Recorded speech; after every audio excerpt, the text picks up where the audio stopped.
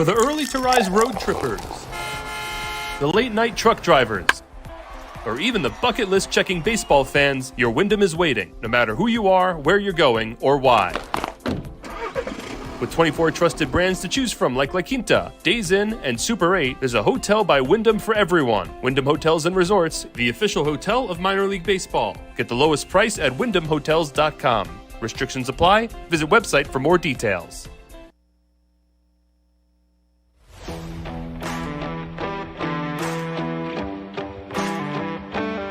You're listening to Reading Fightin' Phillies Baseball on the Our Phillies Radio Network. Now, out to the ballpark with your broadcasters, Bob McCool and Jake Starr.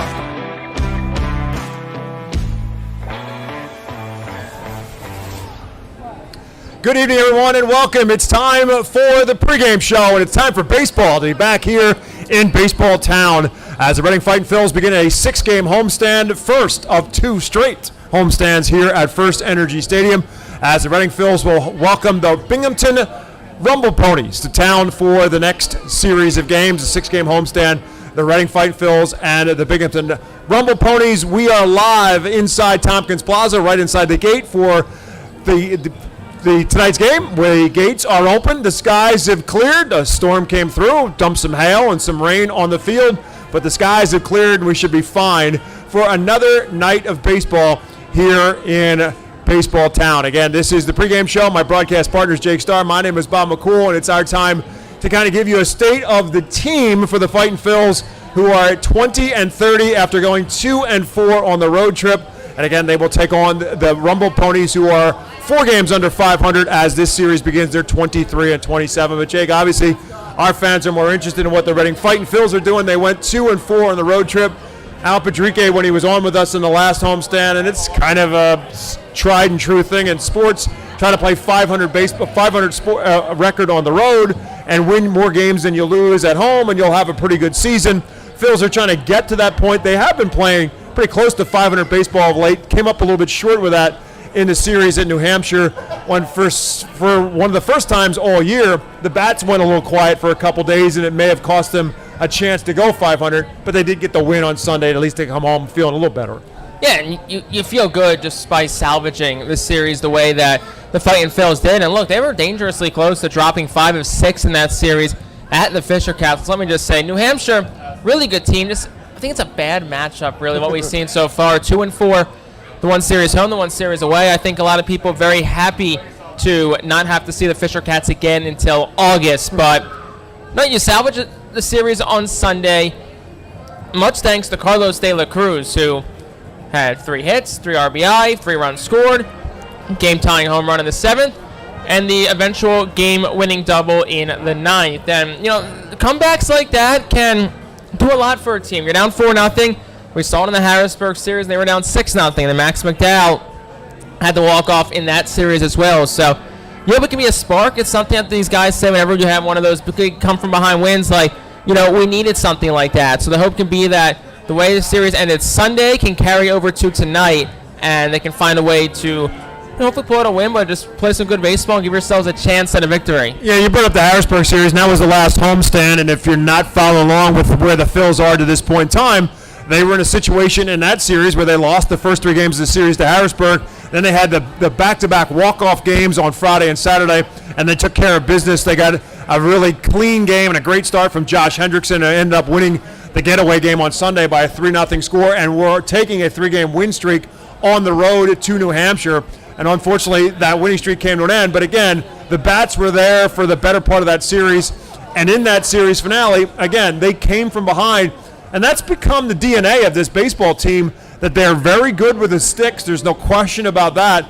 And because of that, there's an extraordinary confidence level on this team that they never really feel as if they're out of a game. No, and offensively, you're always going to be in a game. That's kind of been the mantra of this Fightin' Phillies team. I mean, look, they lead the Eastern League in hitting at 256. They're scoring north of 5 runs per game. The offense certainly has not been an issue for this team. And, obviously, like we said, pitching is the big question mark. And it's not even the thing with the pitching is I feel like a lot of the numbers are inflated by some bad games here and there, just some bad innings. It's not like they're consistently giving up crooked numbers every inning per game. It's they'll look good for 7 innings and give up 3 or 4 in an inning, or they'll have a tough start and settle back in. Like on Sunday, they gave up 4 runs early, they settled back in, and they closed the game with 6 2/3 of scoreless baseball down the stretch. So we know the potential is there. It's just a matter of executing for these guys, and I feel like a lot of it is just confidence. You talk to a lot of these guys, and it's, how you feeling? Good, just confidence at this point. So that's kind of the big mantra is, hey, just got to keep the confidence up, keep that swagger going, and get out there and get it done. Yeah, and again, the way the game is played anymore, you've got to have a bullpen, you've got to have depth, and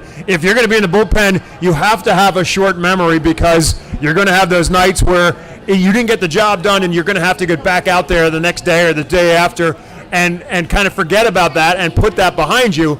And that's been a problem that this team has really not had that guy in the 9th inning or the high leverage situations because they don't really use necessarily a high leverage guy in the 9th inning all the time anymore. That high leverage spot could be the 7th inning depending on how things are going. But the guy who has now taken over the role of the high leverage spot is Tyler McKay, and he's really been a guy who has stepped in. He came up with a couple of decisions in that Harrisburg series, got a save, and got a save in the last game on Sunday. He's become their high leverage guy. Yeah, definitely. I mean, like you said, he had that save. McKay, I think Christian Hernandez is another guy that is going to be a high leverage guy, especially when you have a lot of righties going against you in the lineup. Hernandez got the start on Sunday, but I want to pivot a little bit real quick while we're talking about bullpen and high leverage guy because we've got about 6 minutes out mentioning the big storyline tonight, Bob, and there's a certain high leverage guy from the Philadelphia Phillies who is a lefty, throws over 100 miles an hour at a time, named Jose Alvarado, who's making a rehab appearance tonight for the Fightin Phils, so that's certainly something to get excited about. Yeah, he will not be in a high leverage spot because they won't necessarily wait till the spot and whether or not he will pitch. And a lot of times, you and I talked about this a little while ago, there was a period of time when they would bring somebody to a rehab situation like this and a bullpen guy where they would have him throw the first inning to make sure that he had that. That's really not an issue anymore because very rarely are we getting a complete game and have to worry about that. I'm sure Al Padrique would like that. It's not going to happen in today's game. So he will not start the game, and it will be Victor Vargas who will get the start, but the Phils will get him in. More than likely, the first relief call for the Reading bullpen tonight will be Jose Alvarado to get him in and make sure he gets that spot. So it's not like Al Padrique will have the luxury of saying, well, you know what, if we need 3 outs in the top of the 9th, we'll bring in this guy who's throwing 100-mile-an-hour cheese. It'd be awesome if he did, but they're not going to take that chance. But there is the opportunity to see a guy who, you ask anybody in baseball, you ask any scout in baseball, they'll tell you that the guy who has the best stuff, maybe of anybody in baseball, is Jose Alvarado. We'll get a chance to see that firsthand tonight. And he's one of those guys that with the Phillies, and he's on. And obviously tonight, look, no one's looking at results on the Phillies' perspective. They're looking at get out there, get an inning of work in. He's not working himself up. I mean, Alvarado pitched on Sunday at Lehigh Valley when an inning, gave up a hit, no runs, and had a strikeout. So, when an inning off Monday, come back Tuesday, pitch an inning. If his body is good after that, looks like he could be back with the Phillies on Friday, which, from a Phillies perspective, they're playing a little bit of better baseball right now. Granted, the Tigers and the Nationals, but still, getting an arm like Alvarado back in the bullpen, I think, could really pay dividends. But, I can speak for myself, though. I'm sure you feel the same way, and the fans here do. Super excited to see him tonight. Hope we get to see triple digits on the gun out in center field. Yeah, it should be interesting. And if you think back, at this time last year, I'm not sure exactly when it was in last season, but he was sent down to the minors to kind of get him straightened out. And the Phillies did that to kind of send him down to Lehigh Valley to kind of get him straightened out. And he was much better after coming back and pitching after spending that time with the Iron Pigs and kind of got some things straightened out in terms of his mechanics. And he was obviously very good for the Phillies down the stretch and into the postseason. And this season, he has been even better. He has been absolutely fantastic before the hiccups that put him on the disabled list. So hopefully he is back, he is healthy, and his rehab appearance tonight will be good. And as you said, he'll be back at Citizens Bank Park before long, and with the Philadelphia Phillies as they continue to try to get themselves back at above 500. So again, Jose Alvarado will pitch in tonight's game somewhere probably in the 5th, 6th, 7th inning, depending on how ultimately this game goes, because Victor Vargas has pitched pretty well in his 2 appearances since being called up from Jersey Shore. His first start was here. He gave up 3 solo home runs. Didn't really hurt him a whole lot. giving up a solo home run in this ballpark isn't the worst crime of the century. And he pitched really well on the road trip to New Hampshire, so it'll be an opportunity for him to see if he can put a really good start together back-to-back. And Victor Vargas is not going to be a guy that's going to blow the ball by hitters. He, fastball upper 80s, maybe will touch 90, 91 at times, but he's a pitch-to-contact guy, and it's what we saw his last start out in the morning game last Wednesday at New Hampshire. Went 5 1/3 really good innings, 4 hits, was shut out baseball through 5, gave up a home run, got pulled after that, threw 54 pitches, went 71 the start before against Harrisburg. So if you're looking at a number for him tonight, you're probably thinking 75 to 80, maybe 85 if he's on tonight. And you hope he can be as efficient as possible, because if you can get 5 or 6 out of him, get an inning out of Alvarado, hopefully have a lead and turn it over to the back of your bullpen, you give yourselves a good chance. Yeah, and when you look at their opponent tonight in this series, the Binghamton Rumble Ponies, they're kind of more of the stumble ponies coming into this series, because they were on the road last week as well in Altoona. They won the first game of the series and then lost 5 in a row. They're now 4 games under 500. If you look at this series, and if you want to think about it, this is a chance for the Phillies, who have been in the Fightin Phils, who have been at the bottom of the Eastern League standings in the Northeast Division from the get-go. They can gain some ground in this series if they can take care of business against Binghamton and make some progress against the Rumble Ponies, who are coming in here a bit down a little bit in terms of having lost 5 in a row and getting beat up pretty bad against Altoona. So it's a chance for the Phils to maybe get themselves out of the cellar before the series is over with. Yeah, the last point I'll make before we finish up here is that you look at the standings. They're 11.5 games back at Portland. There's 18 games left to play in the first half, including 6 at Portland to close the first half. So, barring a miracle, you're not winning the division in the first half of the season. But, like you said, you're 3 games back at Binghamton, who's tied for 4th place in the division. You got Binghamton and Hartford both tied, and you're both 3 games back of them. So the next 2 weeks are a chance to make up ground. And granted, making up ground doesn't really grant you anything. There's tiebreakers down the stretch, definitely. But aside from that, obviously, it's more, at this point, you got 18 games left in the first half. Find a way to finish strong. June 28th, everything resets. But if you can find a way to get hot these next 3 weeks and start the second half fast, we could be having a completely different conversation in a few weeks. Yeah, you're exactly right. And based on what we've seen from this team that is here in Reading in 2023, we think a lot of the guys who are here are going to remain here. And whether the organization makes some changes to maybe bring some other people here to Reading for a strong second half, could be very interesting to see. As Jake said, we'll find all that out as the month of July hits on the calendar. We've got the month of June. Again, we've got a home series this week and another home series beginning next Tuesday as well against Hartford as we get our series underway. We're going to take a timeout on the Reading Fightin Phils Radio Network. We'll come back with the starting lineups and first pitch. Reading Fightin Phils beginning a series against the Binghamton Rumble Ponies. International Fireworks is the official fireworks provider of the Phils. International Fireworks shoots every fireworks show throughout the season, including 8 Mega Blast fireworks shows. International Fireworks also provides the pregame fireworks after the national anthem at each game. International Fireworks has a nearby retail store in Douglasville, Pennsylvania, where you can purchase all of your fireworks. Visit fireworksoreus.com for more information about the International Fireworks retail store in Douglasville. Thanks again to International Fireworks, the official fireworks provider of the Phils.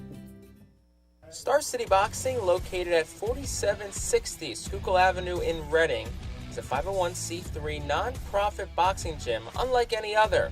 Our goal is not only to help you be fit, but to be the best outlet for our youth and community. We welcome anyone who wants to improve their way of life, be fit, and box competitively or non-competitively. We work with you to reach your goals in and out of the gym. Stop in and meet our stars today. Check us out and follow us on Facebook, Instagram, and Twitter for upcoming events and happenings. And visit our website today at starcityboxing.org for more information on how to join, volunteer with our youth, or support our efforts in the community. Star City Boxing is a proud continued 2023 Phils Fiesta Friday partner. The Penn State Health St. Joseph's 67 Club is the original hospitality area at FirstEnergy Stadium. Conveniently located along the third base side, the 67 Club gives you a front row seat to all the action at the hot corner. The area is safely protected from line drives with a large see-through net. Starting at $34, groups of 20 or more can enjoy a 2.5-hour all-you-can-eat buffet. Children 4 and under are free. Visit rphils.com or call us at 610-370-BALL to reserve your group outing today. Humane Pennsylvania is an innovative national leader in animal welfare with adoption centers, accredited nonprofit veterinarian hospitals, emergency animal rescue services, community pet assistance programs, and a free community dog park.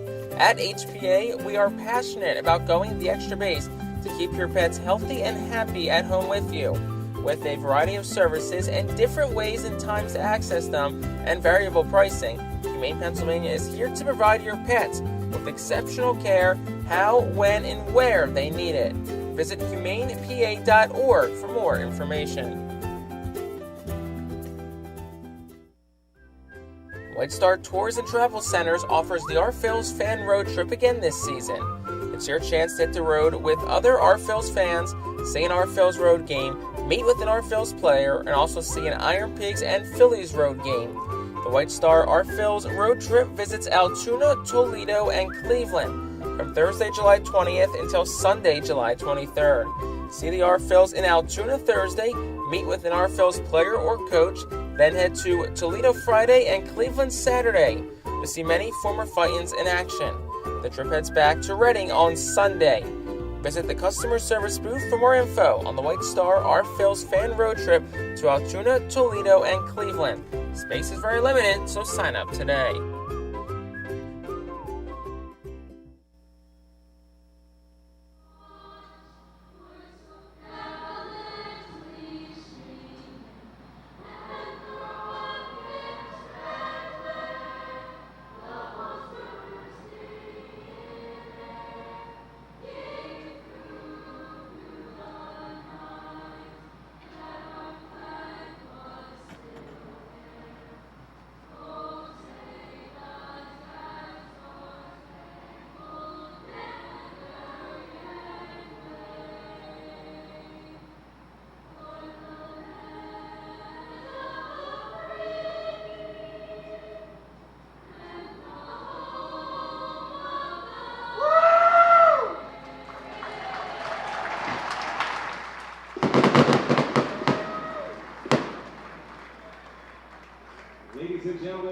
Good evening, everyone, and welcome to FirstEnergy Stadium as the Reading Fightin' Phils welcome the AA affiliate of the New York Mets, the Binghamton Rumble Ponies, to town.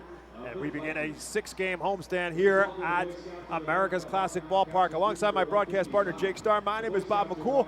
The Reading Fightin' Phils coming in at 20-30.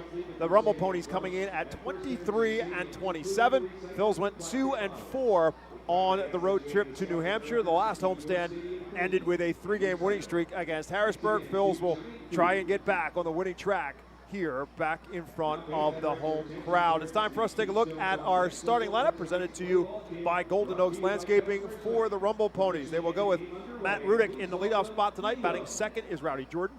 Batting third is their home run leader on the season, Luke Ritter.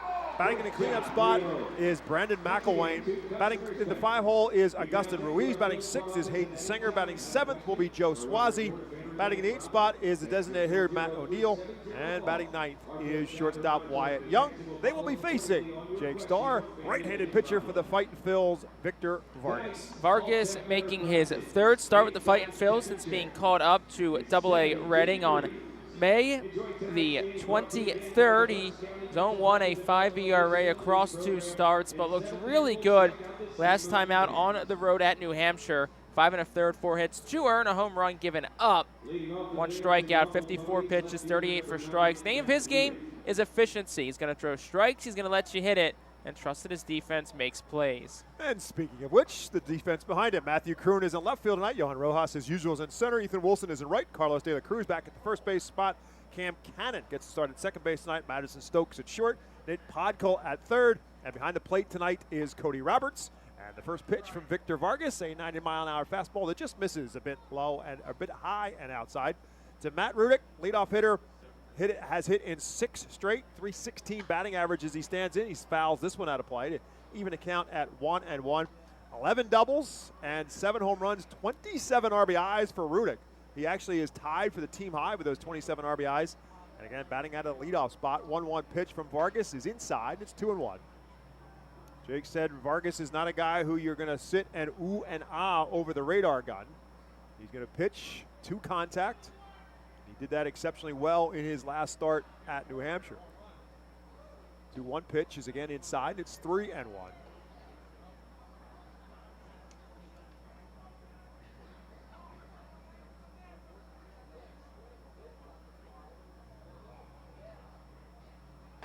And that one's up high, ball 4. So Rudick, a base runner, as he draws the leadoff walk. And a guy, and you might expect as the leadoff hitter, can steal a base. 9 out of 10 in the stolen base category, as Rowdy Jordan steps into the batter's box for the Rumble Ponies. Yeah, an uncharacteristic walk there for Vargas. Just 3 through 9 innings so far. Had just 9 walks last year across 53 2/3. So usually a guy who likes to be around the strike zone. Jordan, a switch hitter, rips this one but hooks it foul and floats over the top of the Reading Fightin' Phil's bullpen and out onto the Reading Hospital Tower Health deck. And it's a loud 1 strike to Rowdy Jordan, who's hitting just .217 as he steps in. Jordan, a switch hitter. 0-1 pitch, ripped into right field. Going back is Ethan Wilson. He'll turn up and say goodbye. Rowdy Jordan gets the Rumble Ponies off to a fast start, a 2-run home run. 2 up on the books and 2 in the run column for the Rumble Ponies on the 2-run home run by Jordan. Jordan and the Rumble Ponies wasting 0 time. A strong shot over the right field fence. Just a pitch that was up over the plate, a little bit above the knees, and Jordan just dropped the handle of the bat and barreled right on it and demolished it out towards right. 4th home run of the season for Jordan. RBIs number 20 and 21. As Luke Ritter, speaking of home runs, steps to the plate. As I mentioned, he is their leader in the home run category with 9. He's hit 6 of them in the last 10 games as he steps in. And the 1-0 pitch is up high again. It's 2-0. We saw Vargas pitch his first start after getting called up to Jersey Shore. He pitched 5 innings in that game. He gave up 3 solo home runs. This one is at the letters for a called strike 1. It's now 2 balls and a strike to Luke Ritter.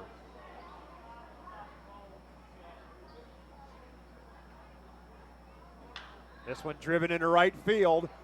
Wilson making a long run, and is he going to get there to a slice away and foul? Wind blowing in from left field, and may have had some effect on that foul pop-up down the first baseline. Ethan Wilson made a long run, but was not going to get anywhere near it. Our EPAW Weather Consulting weather forecast, game time temperature at 71 degrees. Heavy storm did blow through here at the stadium, sure in good parts of Berks County as well. Had some hail to start and then some heavy-duty thunderstorms as well. But the skies have cleared, a little bit of a haze out there, but the wind is blowing at about 5 to 10 miles an hour, and a flag straight in from left center field. Check swing, they'll appeal and say no, he did not go around. So the count is now full to Luke Ritter.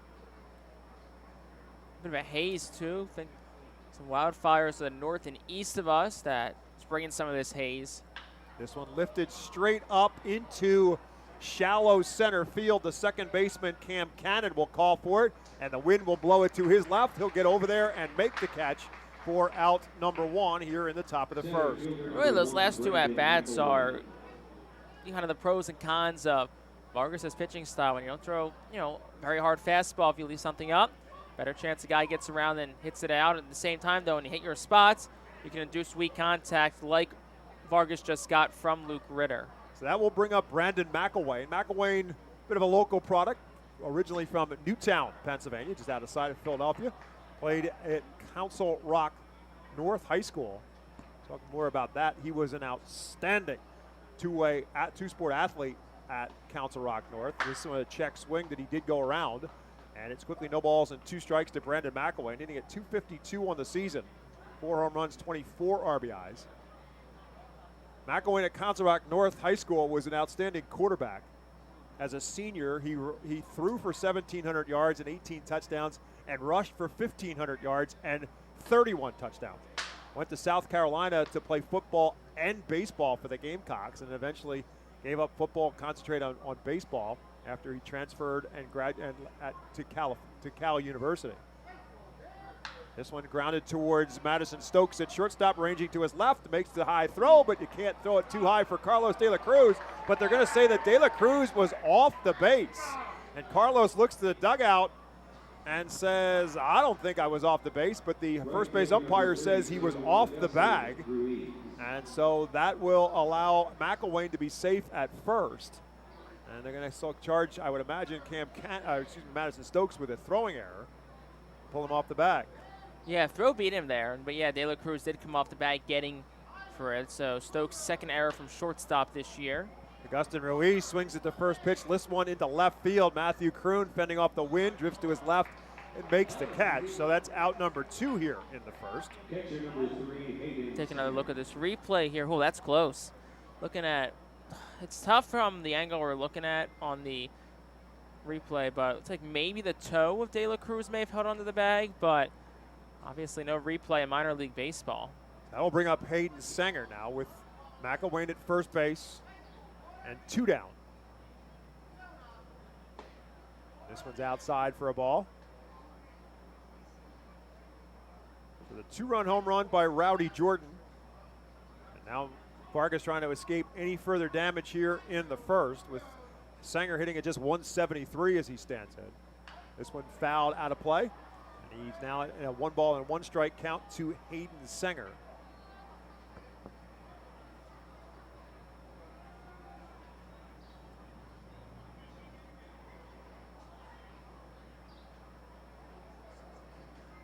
Sanger, one of 2 catchers on the Binghamton roster. They're both in the lineup today. The other catcher, Matt O'Neill, is in the designated hitter spot in the lineup, batting in the 8 hole.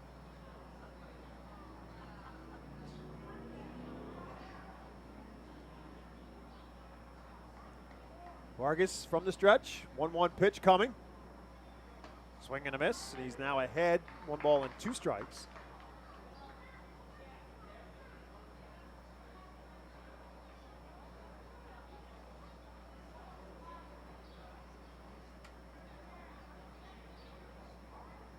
McElwain, good size lead off of first. And he takes off on the pitch. It's fouled out of play. And McElwain will have to go back. Sanger at 173 on the season, a couple of home runs, 10 RBIs on the year.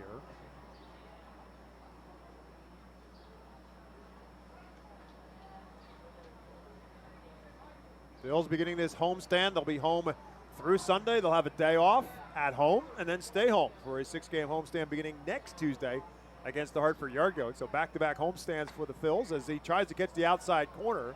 Most of the infield started to head towards the dugout, but doesn't get the call. So now the count is 2 balls and 2 strikes. Home plate umpire tonight is Ethan Gorsak. Austin Snow is at first base. Tyler Whitty is the third base umpire. As again, McElwain takes off, and again, Sanger will foul out of play. So McElwain, the former football player, getting his wind sprints from first base right now as he'll have to go back. Keeps you in shape. Good conditioning.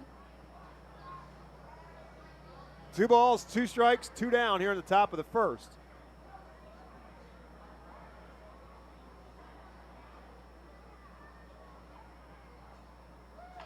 Check, swing, roller. Vargas will field it, and he'll flip it to De La Cruz, who will stand on the bag and remain standing on the bag to finish the inning. But again, the Rumble Ponies get it off to a start with the 2-run home run for Rowdy Jordan. 2 runs in the inning. There were just the 1 hit and 1 error and 1 left. It'll be the Fightin' Phil's first chance at the plate when we come back to Baseball Town. 2-0 Binghamton on top. Gear up for Fightin' Phil's season. Visit the Brentwood Industries Fightin' Phil's team store at FirstEnergy Stadium, or check out our online store 24 hours a day, 7 days a week at rphils.com/shop. We have a wide variety of Fightin' Phil's hats, t-shirts, kids apparel, and more. Looking for something new? Check out our latest selections of Los Luchadores de Reading and Reading Hot Dogs gear, plus throwback, black, R-Train, R-Phil's attire. Root for your Fightins in style. Stop by the Brentwood Industries Fightins team store or rphils.com/shop. ROG Orthodontics is the proud official partner of the ROG Orthodontics Fightin' Phil's Kids Club. Join today at Fightins.com to get your free ROG Orthodontics Kids Club t-shirt and visit FantasticSmiles.com for more information on why ROG Orthodontics is voted #1 in Berks and Monco. ROG Orthodontics and the Fightin' Phils, two great hometown partners. Fans, nothing beats a great day at Golden Oaks Golf Club. Located just minutes from Reading, Golden Oaks is a beautiful, award-winning golf course open to the public with perfect greens, lush fairways, and a course playing for 5 sets of tees. Bogey's Pub is open to the public with the area's best full-course menu, featuring indoor and outdoor seating and TVs to watch your favorite sports teams. Let the Golden Oaks Golf Club team cater to your need. Lunch, dinner, golf outings, parties, company events, and fundraisers. Visit our website at GoldenOaksGolfClub.com and follow Golden Oaks Golf Club and Bogey's Pub on Facebook. Golden Oaks Golf Club, where great memories are made. Time for our Golden Oaks Landscaping, a look at the starting lineup for the Fightin' Phils. Madison Stokes again in the leadoff spot. Carlos De La Cruz bats second. Johan Rojas bats in the 3-hole. Oliver Dunn in the cleanup spot tonight. He's the designated hitter for the Fightins. Matthew Kroon bats 5th. Ethan Wilson will bat 6th. Nick Podkill batting 7th. Cam Cannon is batting 8th. And the catcher Cody Roberts is batting 9th as Madison Stokes takes the first pitch for a called strike, the second outside. That lineup for the Fightin' Phils facing right-handed pitcher for the Rumble Ponies, Junior Santos. As he's about to deliver the 1-1 pitch to Madison Stokes, who takes another one for a pitch outside. It's 2-1. Yeah, Santos throws hard. 2-4 across 45 innings pitched, though a 6 ERA. Opponents hitting .314 against him. 55 hits allowed, 31 strikeouts, 20 walks allowed, though. And that one is at the letters for a called strike, and it's 2-2 to Stokes. Madison went 6 for 24 on the 6-game road trip to New Hampshire, but he also walked 6 times. In addition to his 6 hits, he's in a 2-2 count here. And he takes another one outside, and it's 3-2. A little frustration on the face of Junior Santos, who's a big dude, 6'7", 244 pounds, just 21 years of age. Signed by the New York Mets organization in 2018 from the Dominican Republic. 3 balls and 2 strikes. And Stokes fouls it straight back, stays at 3-2. Madison at 276 as he stands in here as the first batter in Al Padrique's lineup. Skipper down the third base line. Ray Ricker is his first base coach. Tyler Henson, the Phil's hitting coach. Brad Burgesson in the dugout as well as the pitching coach. 3-2 pitch, up high, ball 4, and Stokes again a base runner by way of a base on balls. And Santos is a guy that you got to be patient against. You can't go up there being over aggressive. You have to wait for you to get your pitch, because we talked about control. As hard as Santos throws, still can be an issue for him at times. So same thing like De La Cruz there. You saw the guy in front of you just worked a great at bat. Same thing. If you get something you love, let it rip. But if not, be patient up there. So Carlos De La Cruz, who's a hot hitter, steps in and swings at the first pitch, gets an off-speed pitch, and he's way out in front of it. De La Cruz at 279 on the season, team high of 11 home runs and 28 RBIs, and a 12-game hitting streak as he stands in. They're going 8 for 25 on the road trip to New Hampshire. This one tapped towards third and foul and out of play. Al Padrique, who grew up in the New York Mets organization, eventually made his major league debut with the New York Mets in 1987. Now, of course, a member of this Phillies organization as the Fightins skipper here in 2023 against this New York Mets AA affiliate, the Binghamton Rumble Ponies. Pitch is way outside of De La Cruz, and it's 1-2 to Carlos. And Padrique, some time with the Mets, Pirates too, Tigers, but obviously most of his career, bulk of it with the Mets organization. So obviously a lot different looking than it was 35 years ago, but still familiar with the Mets side of things. This one tapped off and ripped off of the pitcher and in the middle of the infield. That's going to be an infield single for Carlos De La Cruz, and now they'll check to make sure that Santos is okay. It looked like it hit his right leg. And De La Cruz is on base, and that hitting streak is still alive. And make that 13 in a row with hits, 22 in a row. In terms of an on-base streak, that passes Logan O'Hoppy's mark of 21 games in a row a season ago. So De La Cruz keeps it rolling, and look, it's one of those balls that you hit it that hard, you deserve to get a hit, even though it was in the infield. And again, that's a pretty big target to try to get it through, and Santos at 6'7" and 244 as Johan Rojas steps in. And first pitch to him is up and in. Johan at 285 on the season. They're a 7 for 27 road trip to New Hampshire. 4 home runs, 23 RBIs. 2 men on, nobody out for the Fightin' Phils here in the bottom of the first. They trail 2-0. 1-0 pitch, tap to the right side, and fielded by the second baseman, Jordan DeSantos. Not in time. Rojas will beat it out, and the Phils have him loaded in the first. That's rolled a base hit to Johan Rojas. And look, once Jordan at second and the first baseman Swazi got mixed up between the bags. I'm sorry to Santos, but it's not him. No pitcher is winning a foot race against Johan Rojas. Easily wins that race to the bag and got bases loaded. Nobody out for Oliver Dunn. Dunn at 264 on the season, 5 home runs, 25 RBIs. Just 3 hits on the road trip, but he was on base a lot thanks to 7 walks. Oliver Dunn, among the leaders in walks in the Eastern League, but swings at the first pitch here and fouls it straight back. Oliver Dunn, bases loaded this year, 2 for 3, double, a triple, and 7 RBI. So, small sample size, but there's a guy you want up there right now in this situation. I think it's Oliver Dunn. 0-1 pitch coming from Santos, long look in, and he catches the inside corner. Dunn doesn't think so. Dunn thought that was low and inside, and it's now 0-2. I think there are about 4,000 people here tonight that agree with Oliver Dunn.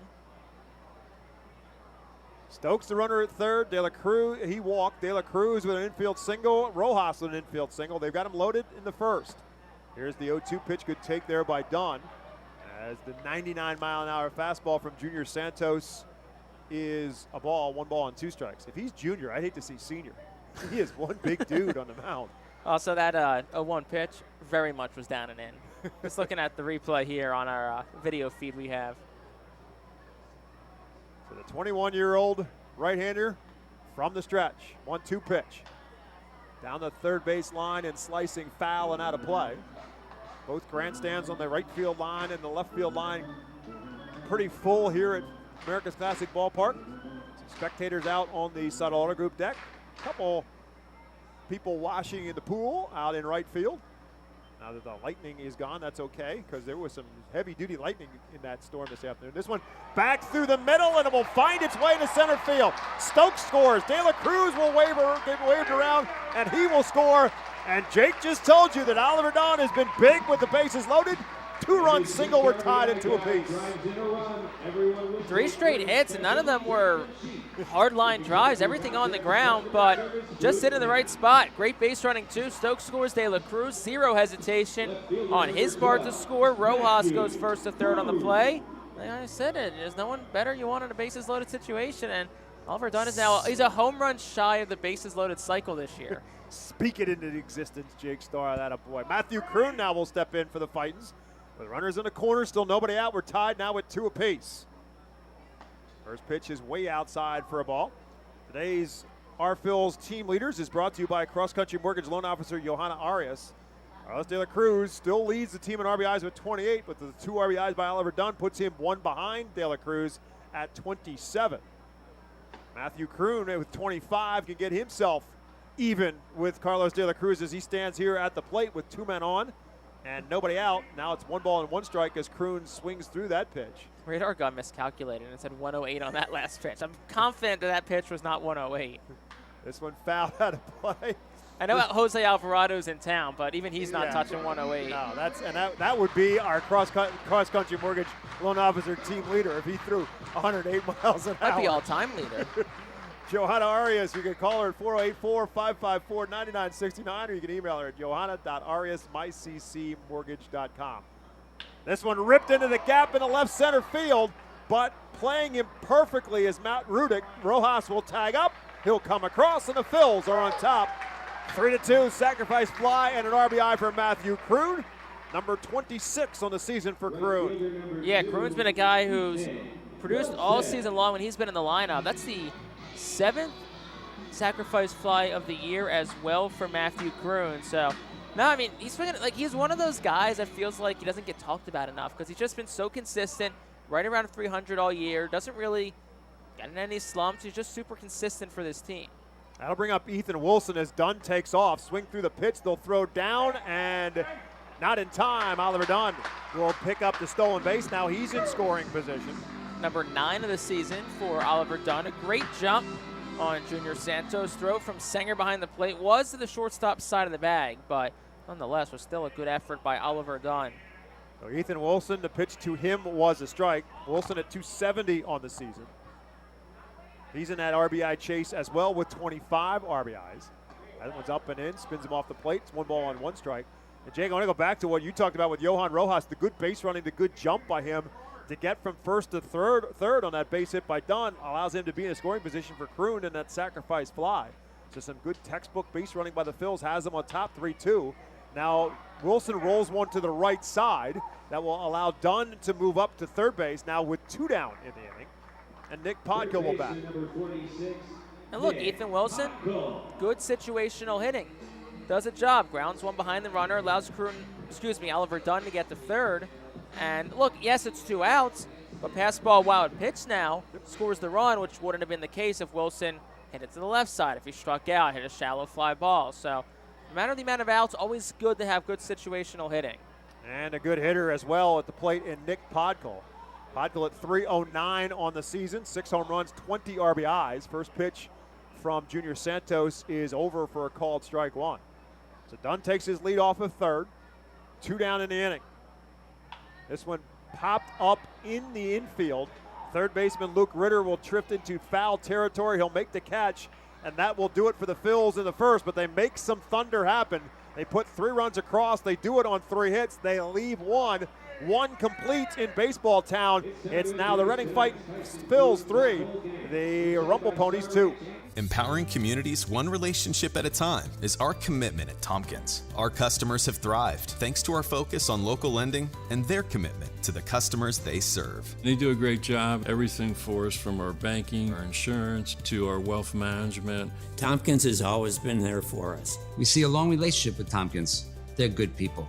Tompkins, banking, insurance, wealth. Member FDIC Equal Housing Lender. Investment and insurance products are not FDIC insured, not bank guaranteed, and may lose value. Our Phils fans can continue to expect great performances all season long on the Burke's Commercial Roofing stage. It's the home of great local talent, including the Our Phils mascot band. Burke's Commercial Roofing prides itself on being a locally owned and operated company that puts an emphasis on customer service. They provide free on-site estimates and can handle any size repair, restoration, or replacement. Visit burkscommercialroofing.com or call 610-717-3949 for more information. And don't forget to sit back, relax, and enjoy the show at the Burke's Commercial Roofing stage at America's Classic Ballpark. Burke's Packing is a family-owned and operated meat processor located here in Reading, specializing in hot dogs, ham, specialty meats, and more. Burke's Packing provides America's Classic Ballpark with quality products, including the highly acclaimed flat-top grilled hot dog. Join us for Burke's Packing Sunday Family Fun Days at Sunday home games all season long at FirstEnergy Stadium. You're listening to the Reading Fightin Phils Radio Network. The Phils on top of the Binghamton Rumble Ponies 3-2 as Binghamton comes to the plate here in the top of the second. If you're watching us on MILB TV or on the Bally Sports Live app, you might be wondering the Phils are wearing their Throwback Thursday jerseys that will sometimes on Tuesdays as well, as the Reading Keystones, team who played here, professional baseball team who played here in the late 20s and early 30s. And they reflect back on those with those white uniforms with the blue logo. Become a popular logo in the Brentwood team store here, and fans got a free t-shirt when they came into the game tonight with the Reading Keystone logo on it, as Joe Swazi leads off for the Rumble Ponies.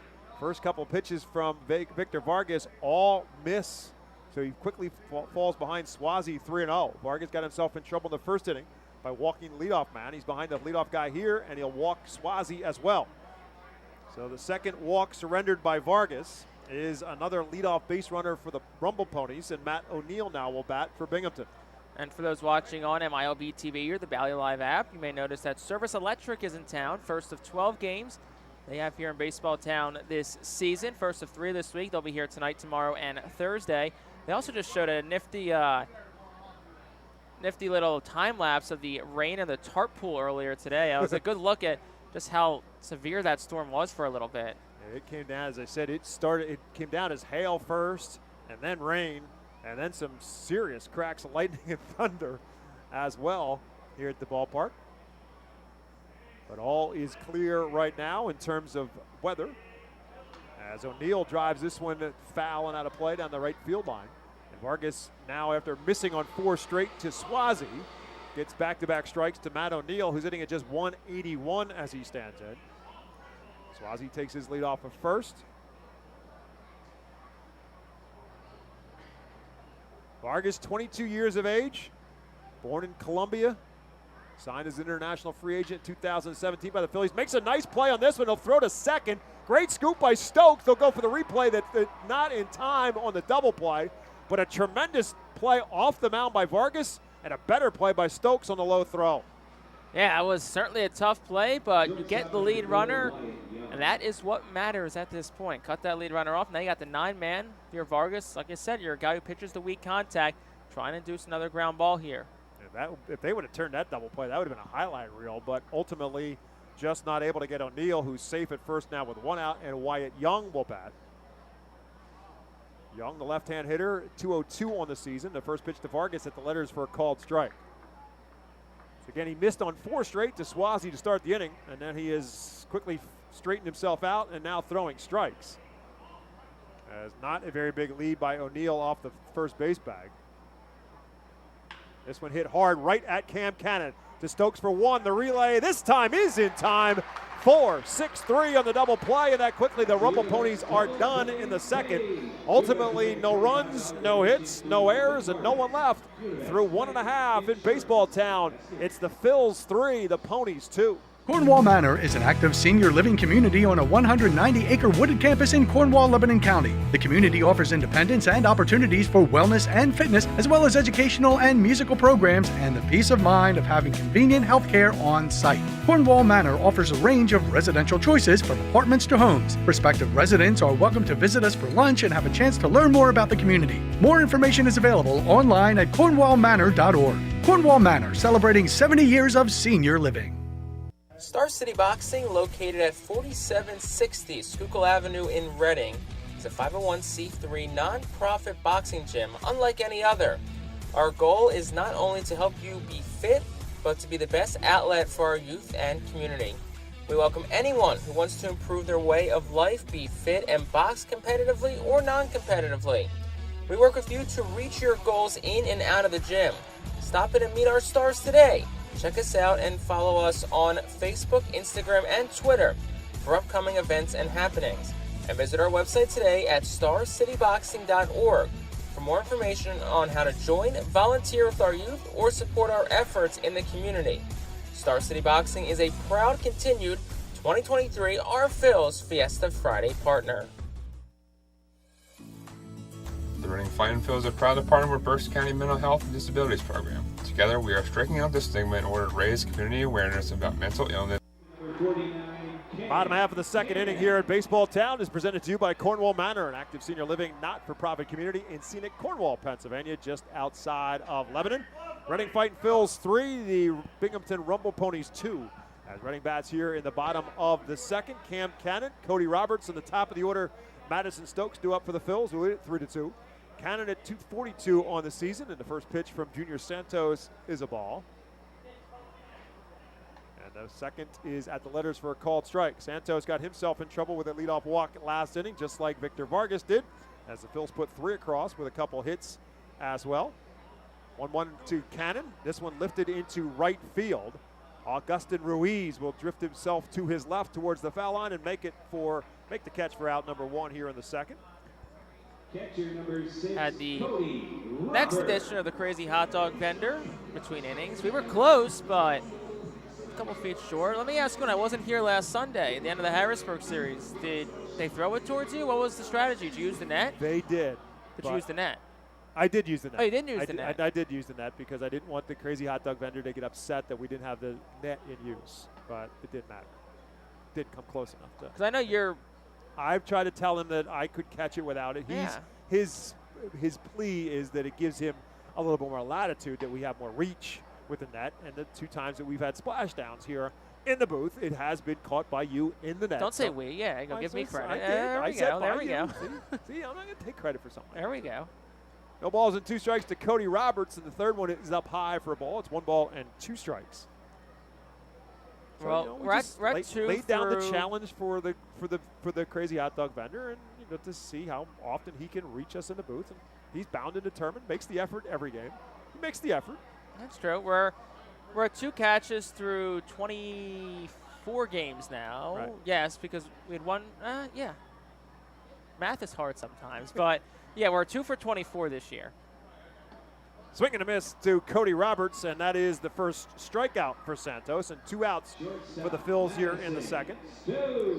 Puts our batting average under 100. Yeah, we're sounds like my high school So what career. we're saying is the crazy hot dog vendor, to use a line that we've used on many occasions in this booth so far, is well below the Mendoza line. Oh, that's the double Mendoza line, may we say, or the half Mendoza line. Double would be 400, I guess.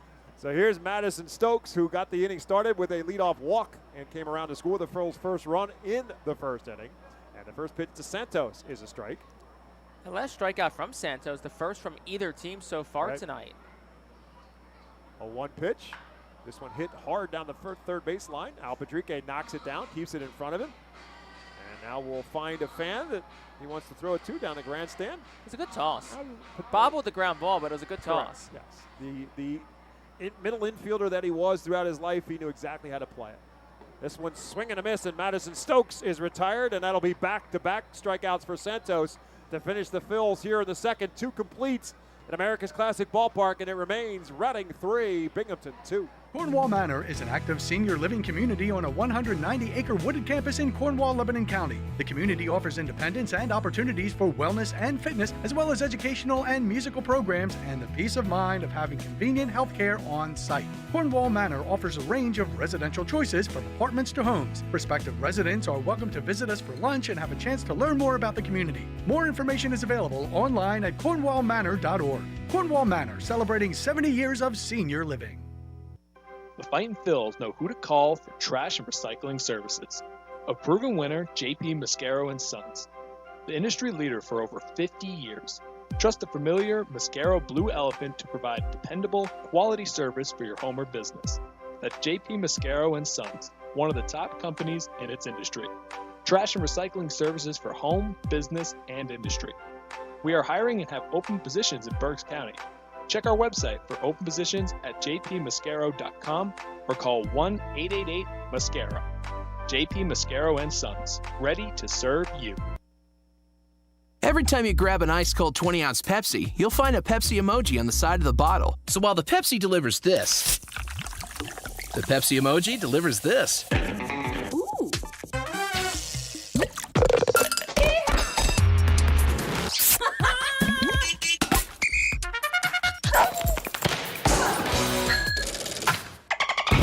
So go ahead, crack. To the top of the third we head. The Phils on top of the Ponies 3-2. And the top of the order due up for Binghamton. Matt Rudick, Rowdy Jordan, and Luke Ritter. Rudick walked and came around to score on Rowdy Jordan's 2-run home run in the first inning for the Ponies' point runs to this point in time. First pitch from Vargas misses for a ball. 1-0 pitch is also a ball. It's 2-0. Rudick is hit in 6 straight as he stands in. .316 batting average.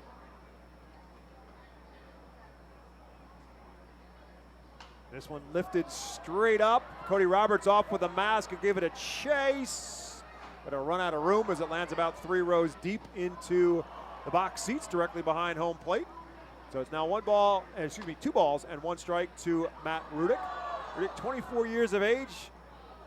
Born and raised in San Diego, played his college baseball at San Diego State, was a 13th round draft pick of the Mets in 2021. Last year played most of the season at High A Brooklyn, the Brooklyn Cyclones, the High A team for the Mets organization. This one lifted straight up in the air. Madison Stokes, the shortstop, will call for it and make the catch for out number 1 here in the third inning. Here comes the guy who was the run producer for the Mets, for the Ponies, excuse me. The Mets AA affiliate is the Ponies. Rowdy Jordan with a 2-run home run in the first, a bullet into right field that Ethan Wilson could only turn and watch. The first pitch from Vargas, this one is over for a called strike one.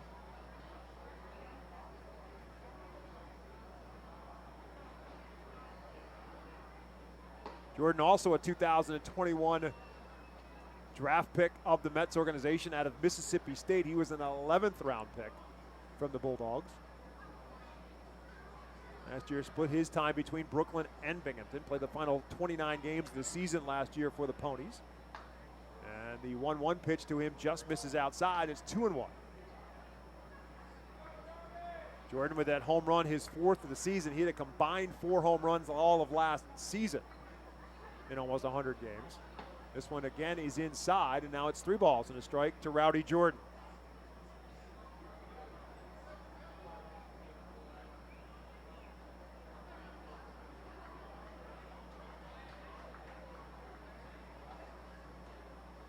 Wind blowing straight in from left center field on the flag on the scoreboard, and again he misses on 5 pitches this time for Rowdy Jordan, and the 3rd walk now given up from Victor Vargas. He's walked 1 in each inning. Double play helping to take care of business in the last inning for the Phils defensively. So the 3rd walk of the game from Vargas puts Jordan at first base for Luke Ritter, who popped up in the infield his first time up. First pitch to Ritter is outside for a ball. Ritter not much in the batting average category, but the home run and RBI category, he has been solid. 9 home runs, 17 RBIs on the year. And the 1-0 pitch is over on the outside corner for a strike 1.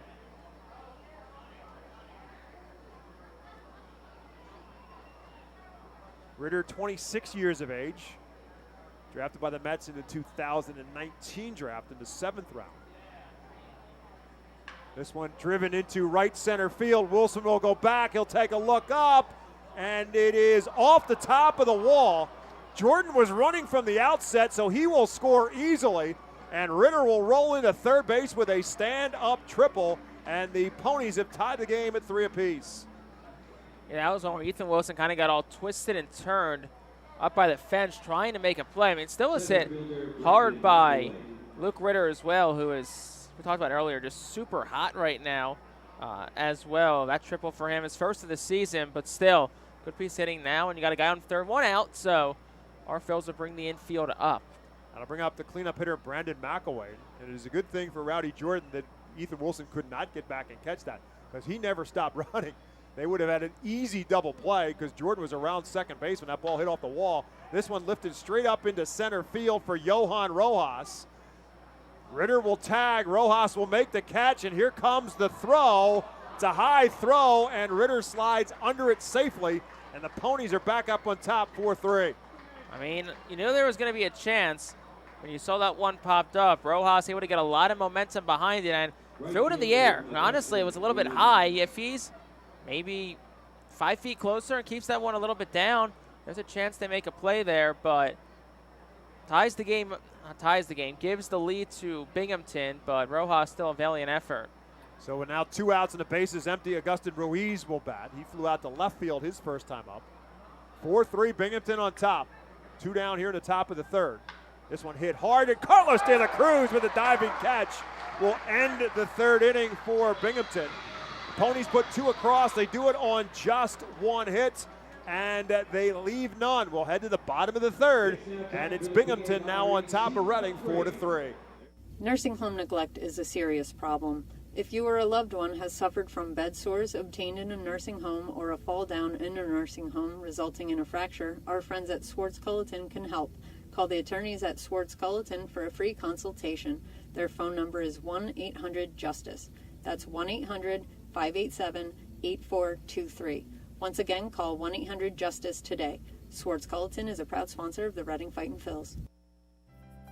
Humane Pennsylvania is an innovative national leader in animal welfare with adoption centers, accredited nonprofit veterinarian hospitals, emergency animal rescue services, community pet assistance programs, and a free community dog park. At HPA, we are passionate about going the extra base to keep your pets healthy and happy at home with you. With a variety of services and different ways and times to access them and variable pricing, Humane Pennsylvania is here to provide your pets with exceptional care how, when, and where they need it. Visit humanepa.org for more information. The Enersys Power Alley Pub features a 2.5-hour all-you-can-eat buffet, private bar with bartender, 2 rows of seats, bar stool seating, and 4 cafe tables. The pub provides your party a private area to enjoy the ball game. We head to the bottom half of the third inning. The Binghamton Rummel Ponies with the 2 spot in the top half of the third. They retake the lead at 4-3. And I am joined in the booth tonight by Pam Seaman. She's from the Berks County Medical, Health, and Development and Disabilities Association. And Pam, your organization and the Reading Fightin' Phils have teamed up. You're one of the main sponsors for tonight's game to just try to talk a little bit about mental health and the stigma that is mental health and make that just a little bit more of a commonplace thought process for more people. Absolutely, yeah. And that's obviously a big piece in the world of sports these days, but also just in society. I think it's one of those things that's misunderstood. I think when people talk about mental health, they talk about suicides. I think they talk a lot more and think maybe more about teens. And it's not only is it a problem there, but it has really become a problem everywhere. Yeah, especially with our older population too. You know, people, unfortunately for us, with suicides, that's probably our largest population is older adults that aren't in service, don't reach out. So again, games like this help to get that message out. A little bit of a confusion. I don't mean to interrupt you as Carlos De La Cruz pops up out in the infield, and some confusion between Luke Ritter and Wyatt Young, and the ball drops and it landed fair. So Carlos De La Cruz is on second base for the Phils with a double. With Johan Rojas with 1 out in the inning, and it'll bring up Oliver Dunn. So it was Rojas who had the ball in the infield and falls for a double, and Oliver Dunn now will bat. But what we're talking about tonight and what the Phils have teamed up with, it is the 7th annual Strike Out the Stigma game. So tell us a little bit about what that mantra means of strike out the stigma. Again, we're trying to get the word out to try to reduce the stigma of mental illness. And, you know, with physical health conditions, people can relate to that very easily. Mental illness is no different. You know, if you had cancer, you'd get treatment for it. So that's part of the message is this is something that is very treatable, and there are services out there, and we want to make sure people know how to get them. Yeah, I mean, let's be honest. We live in a stressful world. Doesn't matter whether it's a job, doesn't matter whether it's a home life, bills, finances. All of that just can add up to people, and it's something that people need to be aware of, that there's help out there. Absolutely, and again, there's been a lot of advances over the years in terms of what people can access in terms of service and, you know, medications and other things that are available, that it is, you can have a very normal life when you get the services and supports that you need. It's not something that will make you live somewhere else, or again, a lot has changed over the years. And so if people are in that situation, or they know people who are struggling in this situation, what is their best avenue to turn to for help? So we have a crisis intervention provider. The name of that provider is Holcomb, and they're 24 hours a day, 7 days a week. You can call them, you can text them, you can walk into their office. They're on Buttonwood Street in West Reading in the circle right aside of the nursing home. And they will help figure out what's going on, and, you know, what it may be that you need. Maybe you just need to talk to someone, or maybe you do need to actually sit down, or maybe you need to be connected to a service provider so they can help you get through all that. And I think the slogan is as basic and as simple as you can get, and as apropos as you can get, and that is, are you okay? Yes. I mean, I think that pretty much sums it up. But if you're not, talk to somebody. Yeah, and that's the other thing. We want to make sure that people know that there's no shame in asking, and people are often uncomfortable asking questions like that. But, you know, it's a pretty easy question. That's very much true. Pam Seaman, thank you for spending the time with us in the booth. And thank you for the work that you do. Thanks a lot. We're going to take a quick timeout. We'll be back with more baseball here at FirstEnergy Stadium after this.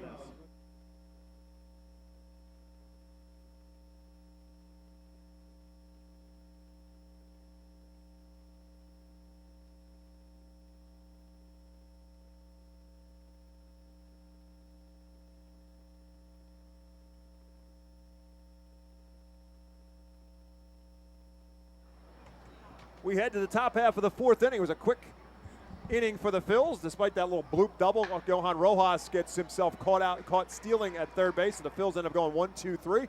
We head to the top of the fourth inning. And the Fightin Phils down 4-3 to the Binghamton Rumble Ponies. My partner in the booth, Jake Starr, will take over the play-by-play here in the fourth. Thank you very much, Bob. First pitch to the leadoff man, Hayden Sanger, was lined up the middle for a base hit. So it's a man on first, nobody away. Top of the fourth for the Rumble Ponies as Joe Swazi is up to this for Binghamton, who lead 4-3. Victor Vargas, the righty, deals. First pitch up with the letters for a called strike 0-1. Joe Swazi walked his first time up tonight. 25-year-old who comes from New York. 0-1 pitch. Upstairs for a ball, counts 1-1. Victor Vargas returns the mound for inning number 4 of work. He's surrendered 4 runs so far tonight on just a pair of hits. It's been the walks that have plagued Vargas. Here's the pitch. Down low for a ball, 2-1. Yeah, the hit by Sanger, just the third hit for the Rumble Ponies, but they've got 4 runs across, and again, 2 of those 4 runs coming across because of walks. Swazi, a recent call-up to AA Binghamton. Spent 29 games with High A at Brooklyn. The Cyclones, who play over on Coney Island. Vargas will throw over towards first. Sanger back in with a head-first dive. Swazi, a 283 hitter. 11 runs driven in, 12 runs scored with the Cyclones across those 29 games. 2-1. That one's hit back foul, counts 2-2. Sanger leads off at first. Has not stolen a bag yet this year. So not much of a threat to run. And Swazi will ask for and is granted time by home plate umpire Ethan Gorsak. Ethan Gorsak behind the plate. Austin Snow at first. Tyler Whitty at third. The second repeat umpiring crew that we've seen here in Baseball Town this year. Our last crew of Pete Talkington, Paul Romer, and Jae-Young Kim also was a repeat crew. Here's the pitch. Line drive out towards shallow right. Wilson races in towards the line. He'll make the catch for the first out of the inning. That'll bring Matt O'Neill to the plate. We've seen some interesting things already in this one with some balls in the air. The last inning, of course, Johan Rojas gets himself a double, and that wasn't because of the wind. That was just confusion between Ritter and Young, the third baseman and second baseman. But just that fly ball off the bat that looks like a routine fly ball for Ethan Wilson, but he kind of had to scramble himself and chase it towards the right field line to get to it because of the wind blowing it that way. O'Neill bats from the right side, first pitch. Off-speed pitch, down low for a ball, 1-0. O'Neill 0 for 1 tonight, grounded into a fielder's choice in the second. The play where Vargas gloved it back towards the middle and threw a low throw to short that Madison Stokes was able to dig out to get the lead runner. For the 1-0, throw over towards first. Sanger back in with the head-first dive. Both bullpens remain silent currently. Victor Vargas is up to 56 pitches tonight.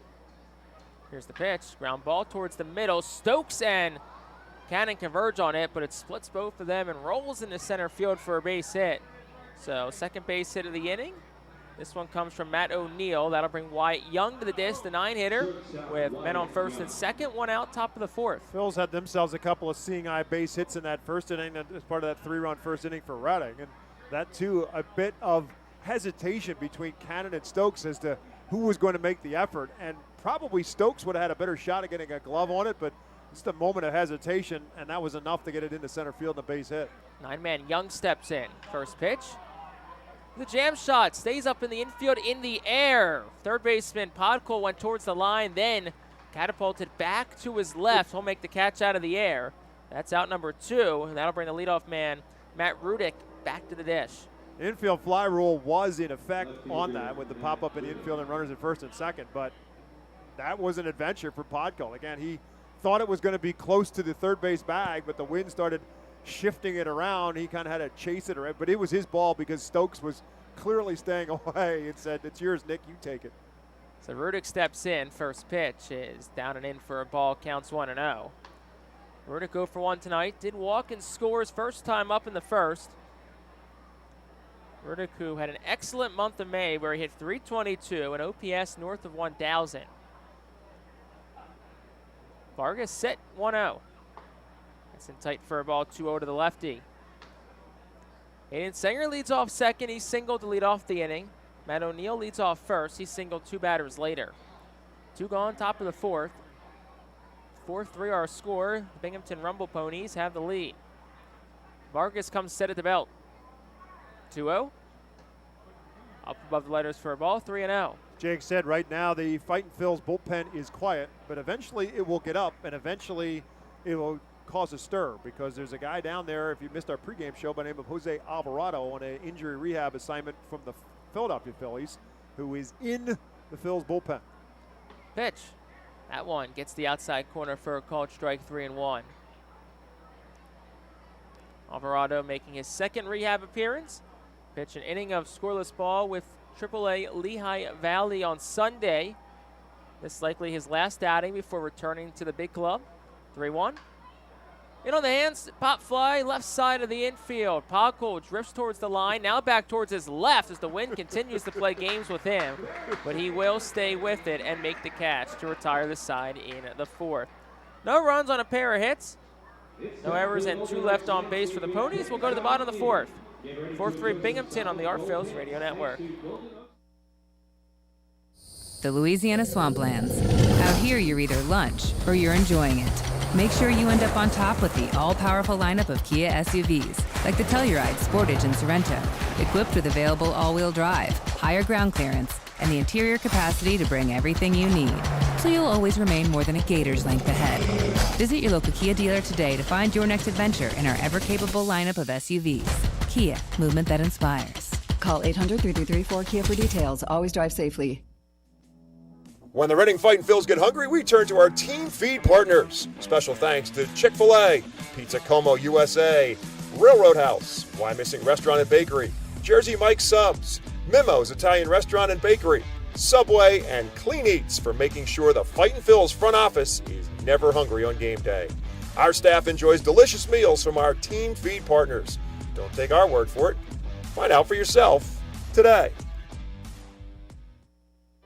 The award-winning Reading Hospital Tower Health Pool Party provides an unforgettable night out with family and friends. Enjoy a baseball game while swimming in the 87-degree heated pool directly behind the right field home run wall. Plus 2.5 hours of all-you-can-eat buffet, photos, and autographs with the crazy hot dog vendor and the Fightin' Phils mascot band. Regular season tickets start at $33 per person for groups of 20 or more. Give us a call today at 610-370-BALL.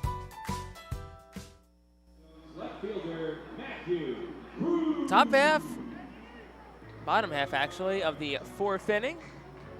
4-3 Binghamton Rumble Ponies, the lead over the Reading Fightin' Phils as 5-6-7 due up for Reading in the frame. Matthew Kroon will step in from the right side and lead things off for the Fightins.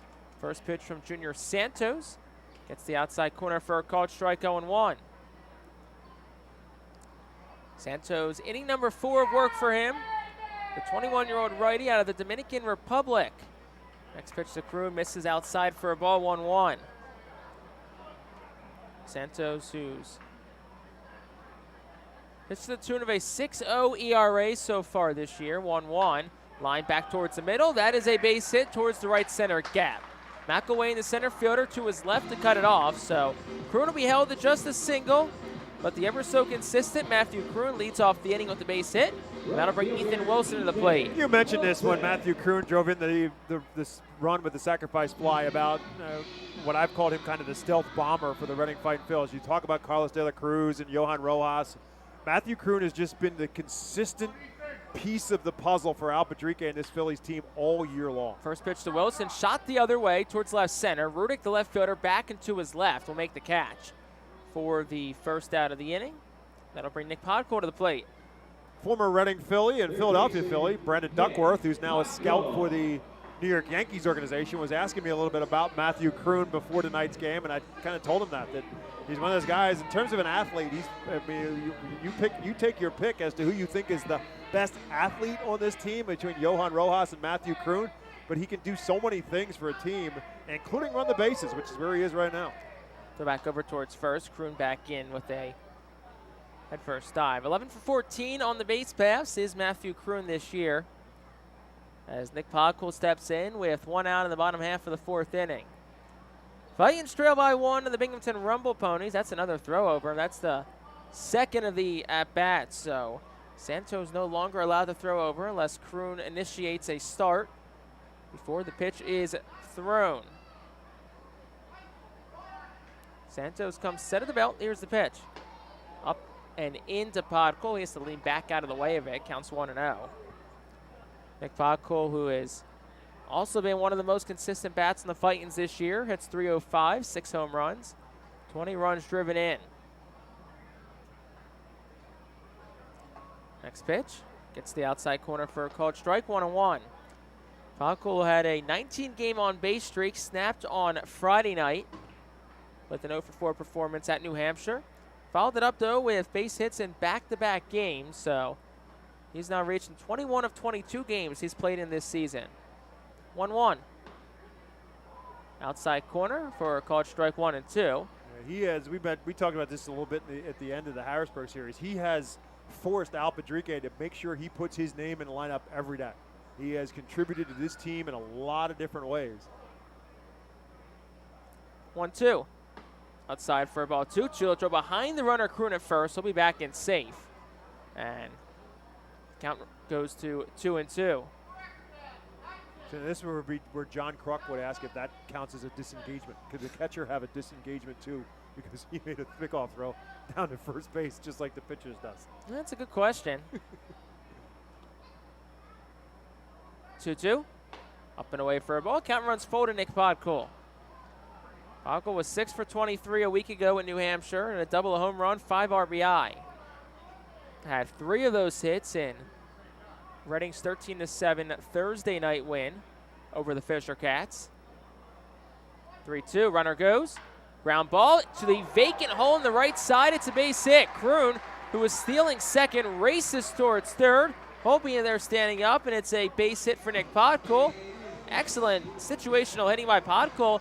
Vacant hole in the right side and just hits it right where the second baseman would be standing. All the guy does is hit. That is what Nick Podcool has done for this team, and that's a professional at bat right there. He got himself into a spot where he made Santos throw a couple extra pitches, works the count full, and then goes with a pitch, and a great job of hit and run for the Phils with a great speed of Matthew Kroon. He easily cruises into third base, and now tying run at third with less than 2 outs.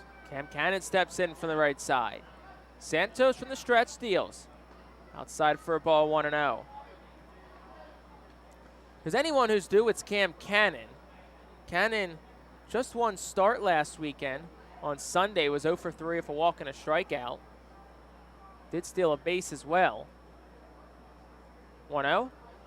That one's lined down the left field line. It is a fair ball. One hops the fence. Kroon scores. Rumbling around third is Podcool. Here's the throw to the plate. It is not in time. It's a 2-run double for Cam Cannon. He gets into second standing up.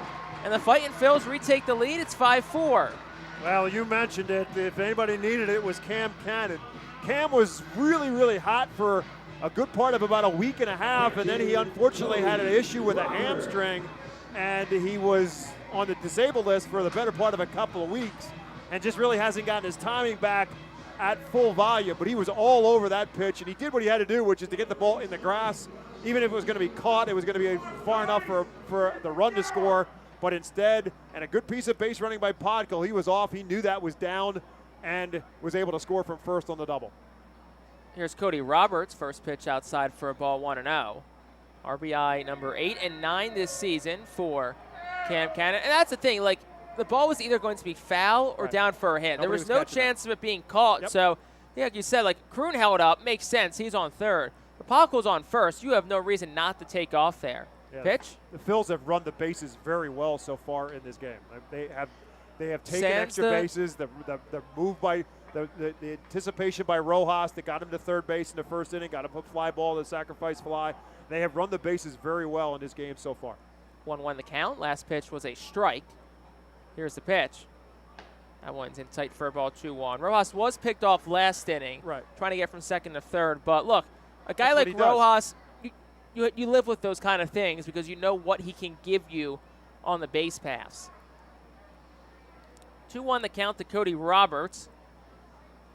Santos kicks and deals outside for a ball. 3-1 hitters count. But in a game that has become swing and hit home runs, there's a lot of other ways that you can score runs, and they've done that tonight. I mean, the Ponies have a RBI, a two-run home run and an RBI triple for their big hits in this game. But the Phils have just strung together base hits and a double here and run the base as well. 3-1, Roberts jammed him and fouls it towards the third base coach's box. The count runs full to Cody Roberts. And I can guarantee you the guy in the third base coach's box, Al Padrique, loves this. This is his kind of baseball. Knew this was going to be a matchup that was going to produce a lot of runs. These two teams both ranked towards the bottom of the Eastern League in ERA, 3-2. Ground ball towards short, couple of hops for Young. He secures it and throws the first in time for out number 2, and that'll turn the lineup card over. Third time tonight that Madison Stokes will step up to the plate. Cam Cannon stands on second, 2 outs, bottom of the fourth. Fightins have retaken the lead, 5-4. 3 in the first, nothing the next 2 innings, and 2 so far in the fourth. Santos deals to Stokes. Ground ball hit towards third, but it'll be foul. And the count goes to 0-1. And Redding's bullpen is still quiet, which means Victor Vargas will go out to start the 5th. He pitched into the 5th inning last week in New Hampshire, pitched pretty well. Gave up 2 runs, 4 hits in pitching 5 innings.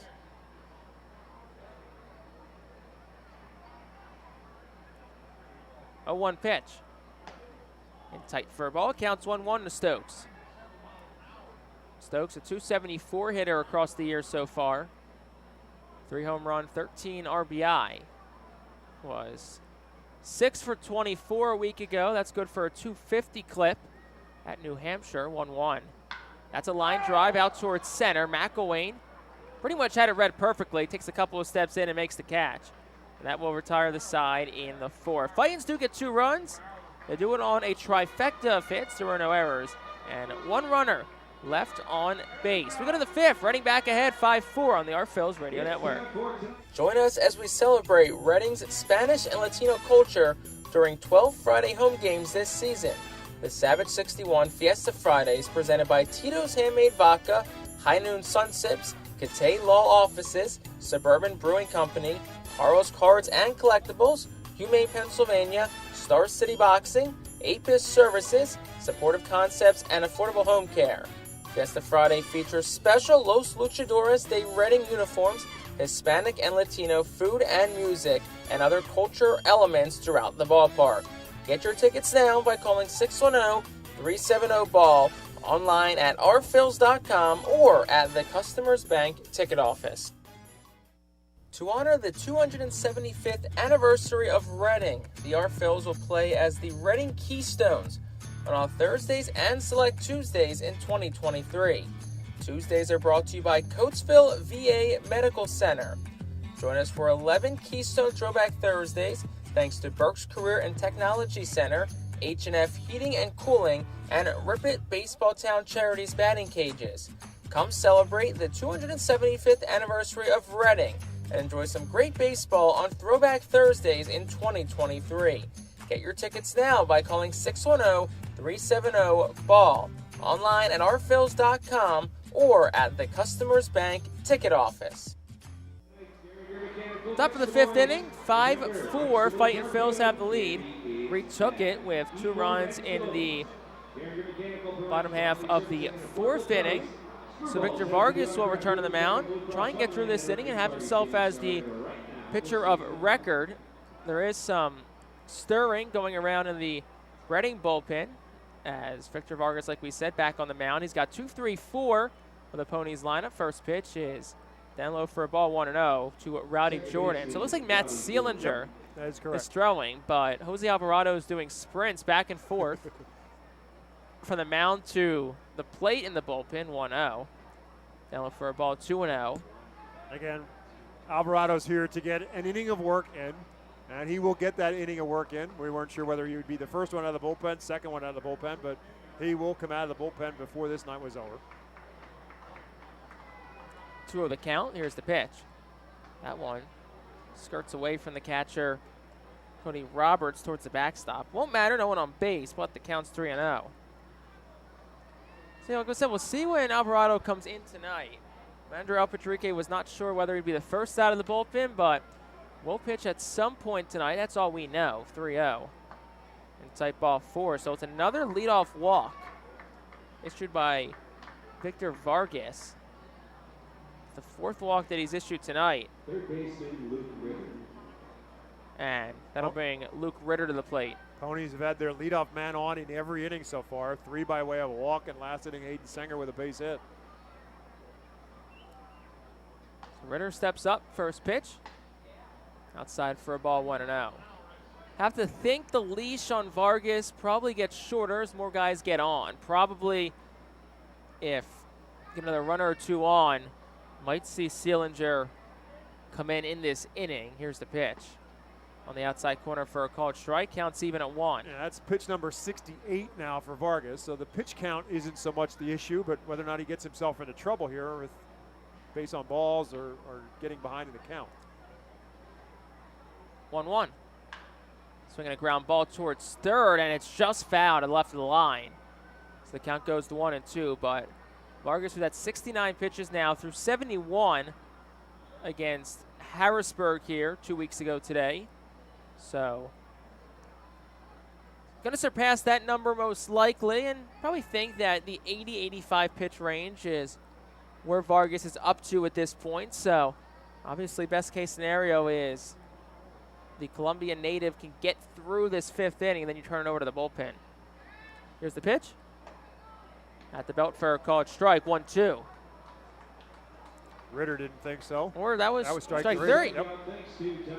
Which is really why he's even more upset because of that. I mean, he's upset at the call regardless, but the fact it was strike 3 really has him irked. Just the first strikeout tonight for Victor Vargas, who's picked up 1 strikeout in every start he's had so far, 5 now 6. So see if he can set a new season high in strikeouts as Brendan McElwain steps up to the plate. I mentioned this when he was up in the 1st inning about McElwain as a high school football player, how good of a football player he was. He was voted Pennsylvania Gatorade Player of the Year at Council Rock North High School. Again, he went to South Carolina to play both baseball and football and played for the Gamecocks as a quarterback as a freshman. Speaking of Pennsylvania Gatorade High School Players of the Year, won't be the only one stepping foot in FirstEnergy Stadium in the next 2 weeks. That's correct. Well, Nick Singleton will be here in a couple weeks for Penn State night. Pitch, inside for a ball. Along with Joey Schlaffer and Javen Williams, all Berks County high school football products who are now part of the Penn State football program. Nick Singleton, by the way, was not just the Pennsylvania Gatorade Player of the Year. He was also the National Player of the Year as well. Here's the pitch. Tight for a ball. That runs the count 2-0. And the cool part about that, you'll appreciate that, the guy who got the chance to call him and notify him, Singleton did not know it. They had a call set up through Zoom to notify him, Saquon Barkley. Well, that's pretty cool. I think one Penn State great to another potential Penn State great. Here's the pitch. Runner goes. That's a line drive down the left field line. Rolls towards the wall. Matthew Kroon cuts it off, and it gets under his glove and goes to the wall. That'll allow Jordan to score. In the second, standing up is McElwain, and that ties the game up at 5. So we'll see what they rule it, whether it's a single and an error or a straight-up double to McElwain. Yeah, it's a play that Kroon should have fielded. He tried to make the backhanded stop, and as Jake said, it just simply went underneath his glove and went to the wall. It would have been a double for McElwain, but the question is whether or not it would have allowed Rowdy Jordan to score. At this point in time, they have not posted an error on the scoreboard. Looks like it might just be a straight-up double and an RBI. As Ruiz steps in, first pitch is a foul ball towards the Fightin's dugout.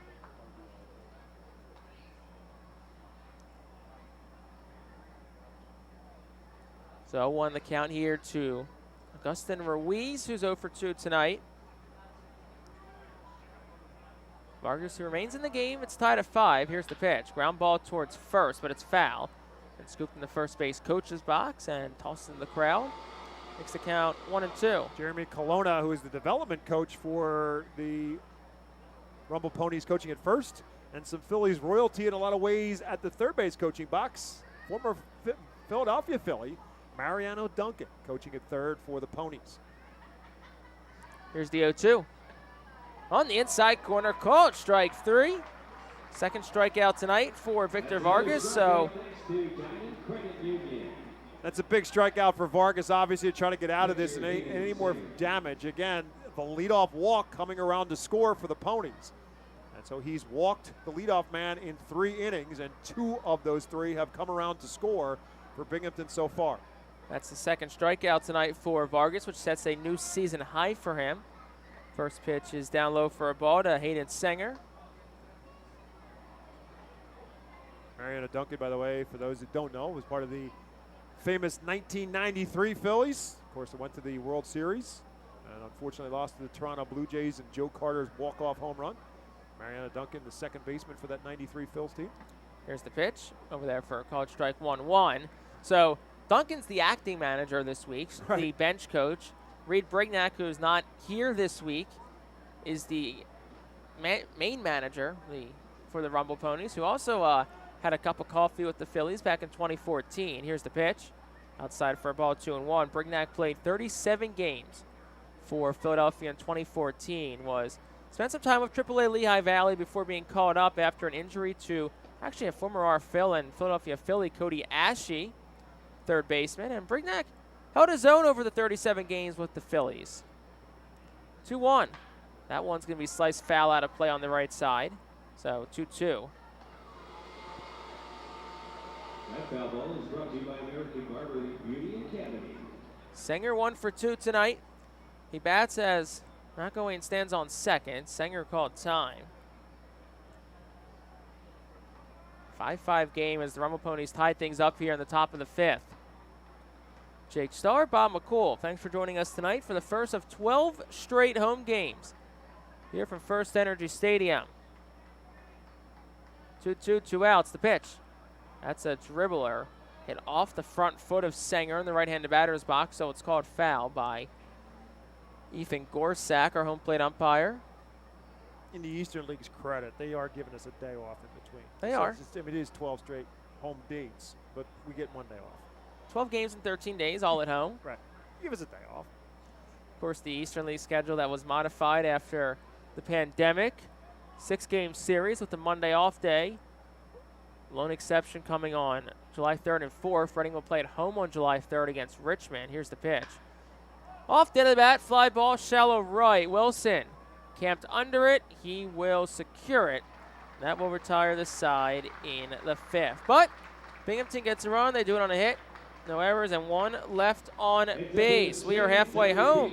Go to the bottom of the 5th. 5-5 our score on the Our Phillies Radio Network. For top flight local jobs, go with who you know. JP Mascaro & Sons are a leading waste removal company. To meet today's employment and service demands, Mascaro is upgrading its already highly competitive employee wage and benefit package for drivers, collection crew helpers, and other positions. Call 888-MASCARO, M-A-S-C-A-R-O, for details. Work for an established, local, family business committed to its employees. Again, call 888-MASCARO today or apply online at www.jpmascaro.com.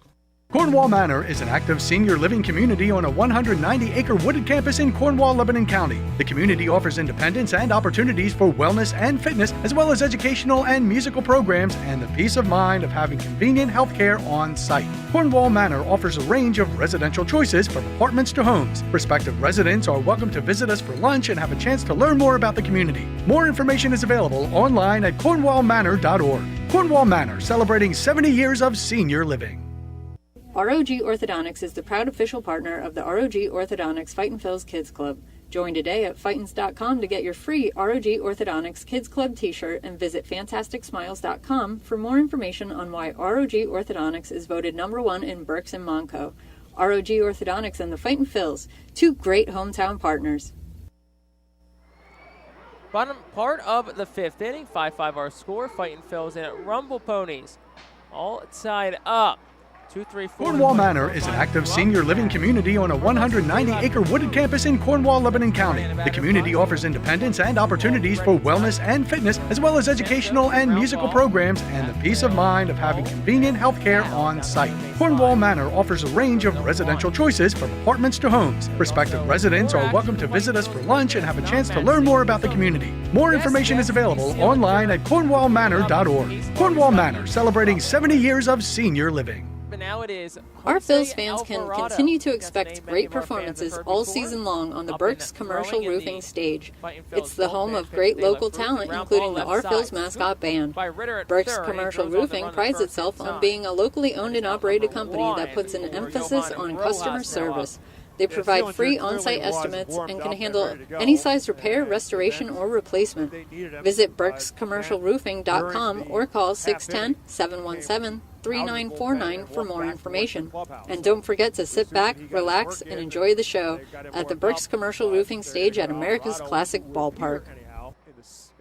To enjoy a perfectly crafted 1893 from the makers of Pepsi Cola, you must first appreciate its carefully selected ingredients. A dash of cola nut extract, a hint of real sugar, a splash of sparkling water, and a generous amount of attractive spokesperson. Trust me, I'm gorgeous.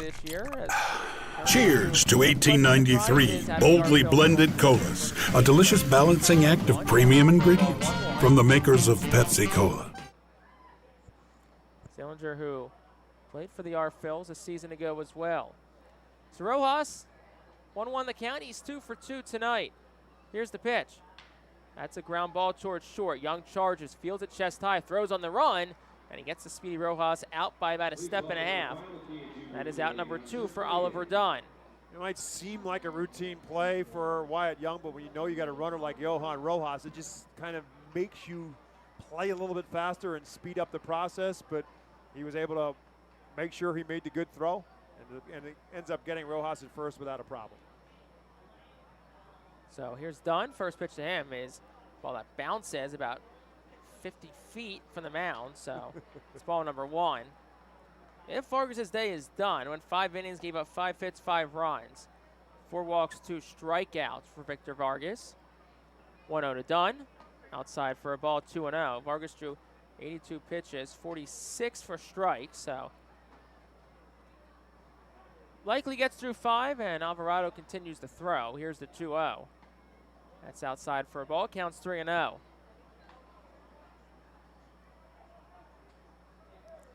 So 3 on the count, 2 outs, bottom 5 to Oliver Dunn. 5-5 ball game. Junior Santos will deal.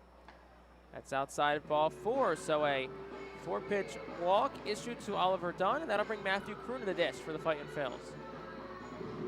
Just the second walk surrendered by Santos, and the first was Stokes to lead off the game, came around to score. So now the Phils will try to see if they can punish Santos with a base on balls the way Binghamton has made Victor Vargas pay for his walks. Matthew Kroon steps in from the right side of 2 outs. Kroon 1 for 1 tonight. First pitch to him. Gets in there for a called strike, 0-1. Kroon singled and scored in the 4th. And a sac fly, RBI in the 1st. But he's down to the count, 0-1 to Santos. The pitch. Down low for a ball, counts 1-1. Kroon, a .296 hitter on the season, 3 home runs, 26 runs driven in for the Scottsdale, Arizona native.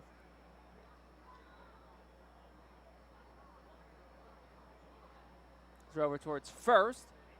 Pitter-pattering back into the bag is Oliver Dunn.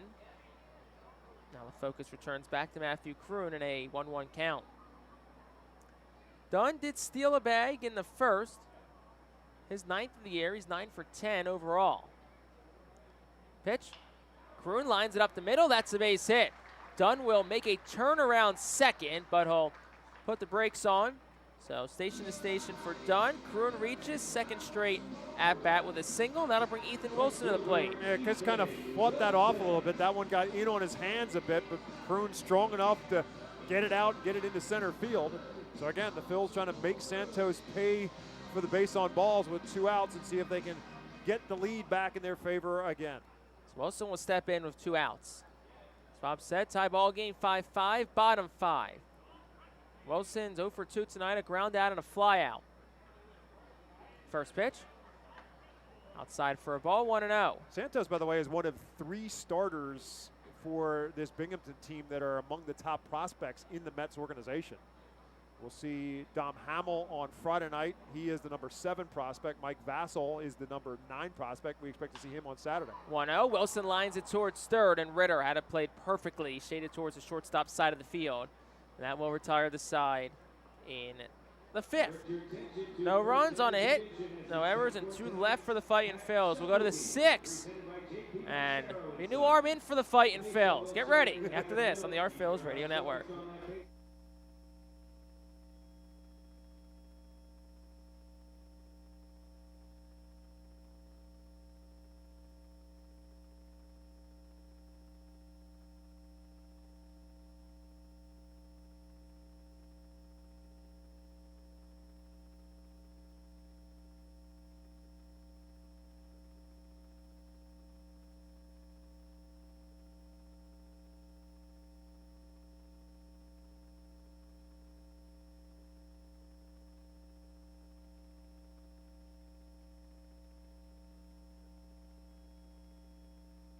Cornwall Manor is an active senior living community on a 190-acre wooded campus in Cornwall, Lebanon County. The community offers independence and opportunities for wellness and fitness, as well as educational and musical programs and the peace of mind of having convenient health care on site. Cornwall Manor offers a range of residential choices from apartments to homes. Prospective residents are welcome to visit us for lunch and have a chance to learn more about the community. More information is available online at cornwallmanor.org. Cornwall Manor, celebrating 70 years of senior living.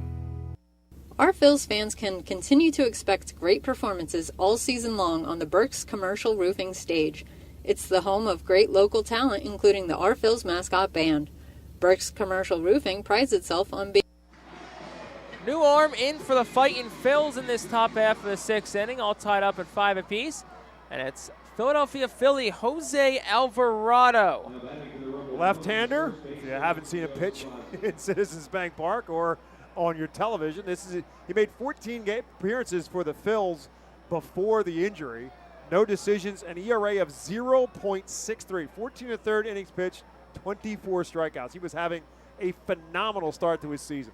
First pitch to Swazi is a line drive down the right field line, and that'll roll all the way to the wall. Wilson plays it off the wall in front of the foul pole. Swazi stops at second as it throws it in the cutoff man, so Swazi wasted little time introducing Jose Alvarado to the game, and it's a leadoff double. So there you go. Joe Swazi says, you tell me how great this guy's stuff is. He gets up swinging first pitch fastball and lines it into right field for a double. Expectation is Jose Alvarado will go an inning tonight. He was placed on the 15-day injured list back on May the 10th. Was retro to 5'8" with left elbow inflammation. This is his second and likely final rehab appearance. Expectation is if all goes well tonight, Alvarado will rejoin the Phillies this weekend. Here's Matt O'Neill, first pitch from Alvarado. Swing and a miss. Fastball clocked in at 99.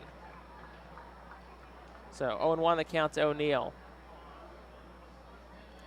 Alvarado 6'2", 245. Towering presence on the mound. Here's the 0-1. That's a foul ball to the right side, 0-2. Yeah, you sometimes don't realize it till you see him in person. He is a big dude. And obviously his stuff is epic in a lot of people's minds in terms of not just the velocity, but the movement on the pitches as well. 0-2 the count to O'Neill. Here's the pitch. That's fouled back. 98 on that fastball from Alvarado. Now, in some ways, that movement has been to his dismay as well in terms of some control issues. But, again, last year the Phils put him back into the minor leagues. They sent him back down to Lehigh Valley for a period of time, and it really seemed to straighten him out, seemed to get much better control of his stuff. and he has become a much better pitcher since his recall back to Philadelphia last fall. 0-2. Here's the pitch. Ground ball hit softly towards third. Charging is Podkul. Throw it on the run. It's in time. Runner will go to third in Swazi. Stokes was covering the bag, but De La Cruz does not make the throw. So excellent base running by Swazi as O'Neill is retired 5-3. And here comes Wyatt Young. Yeah, Swazi played that really well. He waited for Podkul, who made the charge in, and Podkul did look him back. But as soon as Podkul uncorked the throw, Swazi was taken off, and Carlos De La Cruz, again, we've talked about this throughout this season. He's adjusting to the plays at first base, and he thought about making the throw over and then thought better of it, decided, yeah, I'll just let the guy on the mound who was having an all-star season in Philadelphia try to get 2 more outs. Man on third. First pitch to Young is up above the belt for a ball, 1-0. Infield up for the R-Phils in this tie ball game, 5-5. 1 out of the inning. Outfield plays Young to go the other way, the lefty. 1-0 on the outside corner. 1-0-2. That one from Alvarado. Ball was caught a strike. So you're 5'6", 160-pound shortstop Wyatt Young standing in there facing 102 cheese. Here's the 1-1. Ground ball towards first, and it gets by a diving De La Cruz. And it'll go down the right field line all the way to the corner. Around second goes Young. He'll go for 3.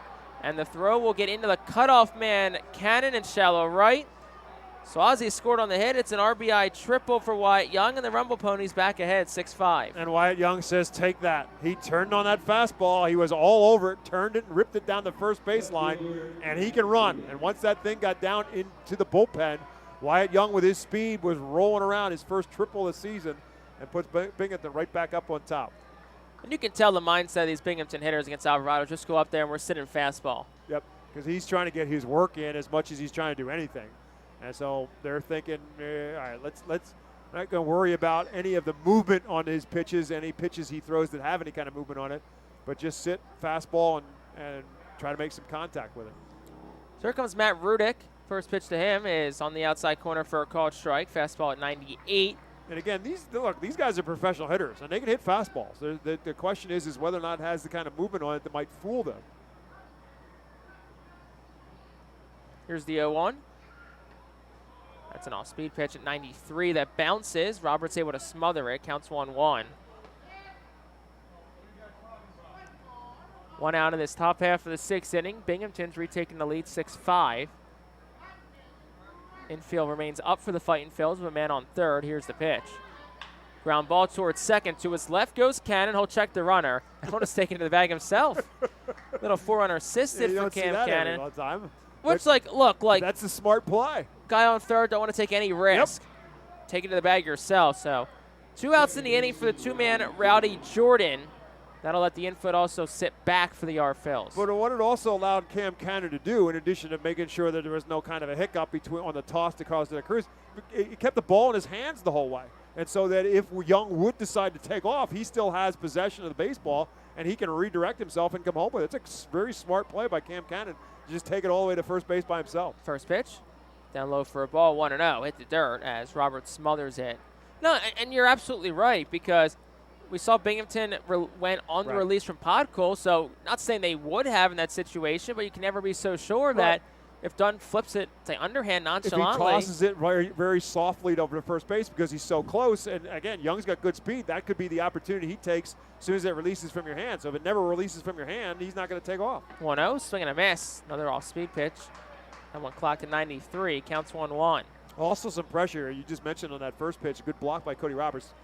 Pressure on him now to make sure he gets the blocks on some of these pitches from Alvarado, who can bounce a pitch up there with the best of them with a man on third base. 1-1 the count. Alvarado set and deals. That's a fastball at 100, lined to the right side out of play, 1-2. So Alvarado's got a couple of ground outs in this innings, also giving up a run and a couple of extra base hits. See if the lefty reliever for the Phillies can get a strikeout to end the inning. As Wyatt Young stands on third. Fightin's down by 1. Alvarado trying to get out of the inning without any more damage. Lefty set at the belt. 1-2. Ground ball sharply to third, foul. Count will stay 1-2. Alvarado, perhaps his final rehab appearance, just his second, as he works his way back into the Phillies bullpen. We'll peer back over at the runner Young at third. The lefty comes set at the belt. Here's the pitch. That's a line drive towards the right center field gap. That is down, and that'll roll all the way to the wall. Scoring is Young. Rumbling in the second goes Jordan, and it was a close throw from Rojas, but Jordan's in there, feet first slide, and it's an RBI double for him. Third extra base hit.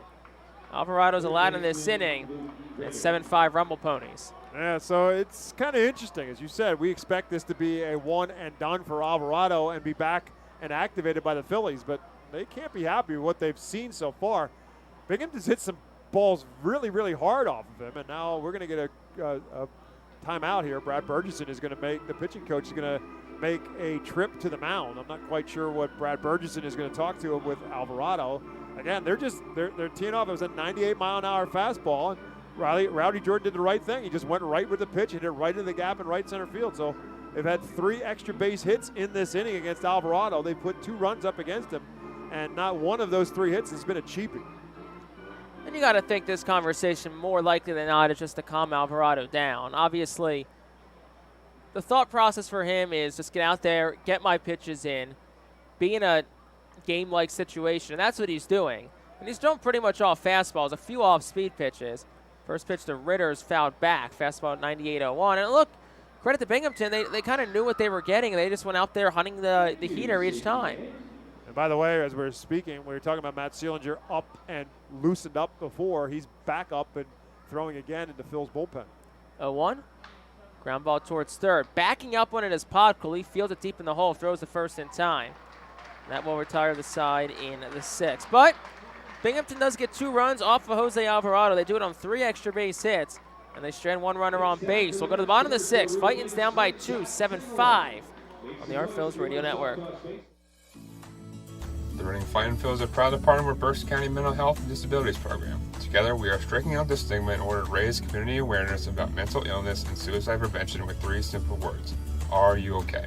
The help is to begin a conversation to show Berks County that we care. Suicide hurts and affects everyone, but help is here. We will work together to help raise awareness about suicide and identify what we can do as the community to prevent it. People in need of assistance and support should call Crisis Intervention at 610-379-2007. Spend some quality time with the family by taking them out to the ball game every Sunday home game at FirstEnergy Stadium. Sundays are Berks Packing Sunday Family Fun Days, presented by Golden Oaks Golf Club, PA Army National Guard, Culligan Water, Aspen Home Improvements, and Rip It Baseball Town Charities batting cages. Get 4 tickets, 4 hot dogs, and 4 sodas for only $56 when purchased in advance. Join us for Berks Packing Sunday Family Fun Days at all Sunday home games all season long at FirstEnergy Stadium. Looking for the place to have the ultimate family fun at the Fightin Phil's game? Look no further than Capital Blue Cross Funland. Capital Blue Cross Funland features the most exciting games and entertainment at the ballpark, including speed pitch, mini golf, ring toss, and peach basket toss.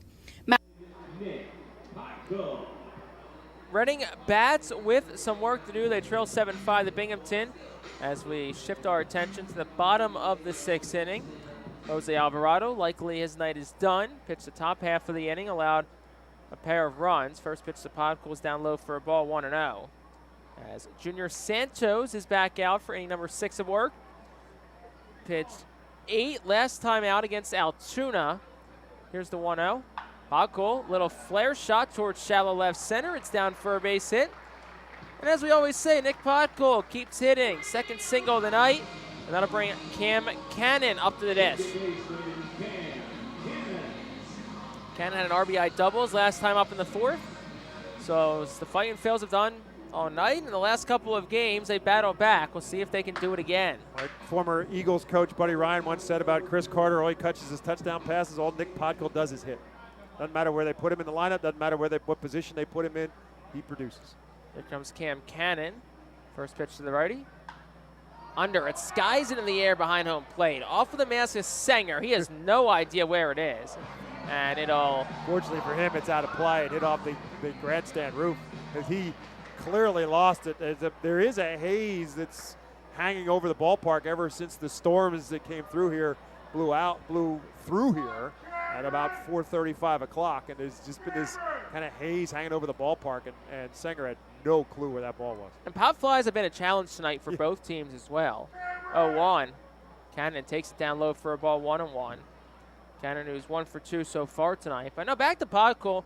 You just can't help but feel really good for a guy like him. We had a chance to catch up with him towards the back half of the Harrisburg series. Actually, you can catch the entire feature interview on our YouTube page. Here's the 1-1. Cannon lines it. It's going to be foul towards the Ponies bullpen on the left field line, 1-2. And what he said, he was like, yeah, after got released by the Blue Jays at last offseason, was kind of just hoping and praying somebody would just pick up and give him a chance. And the Phillies gave him that opportunity.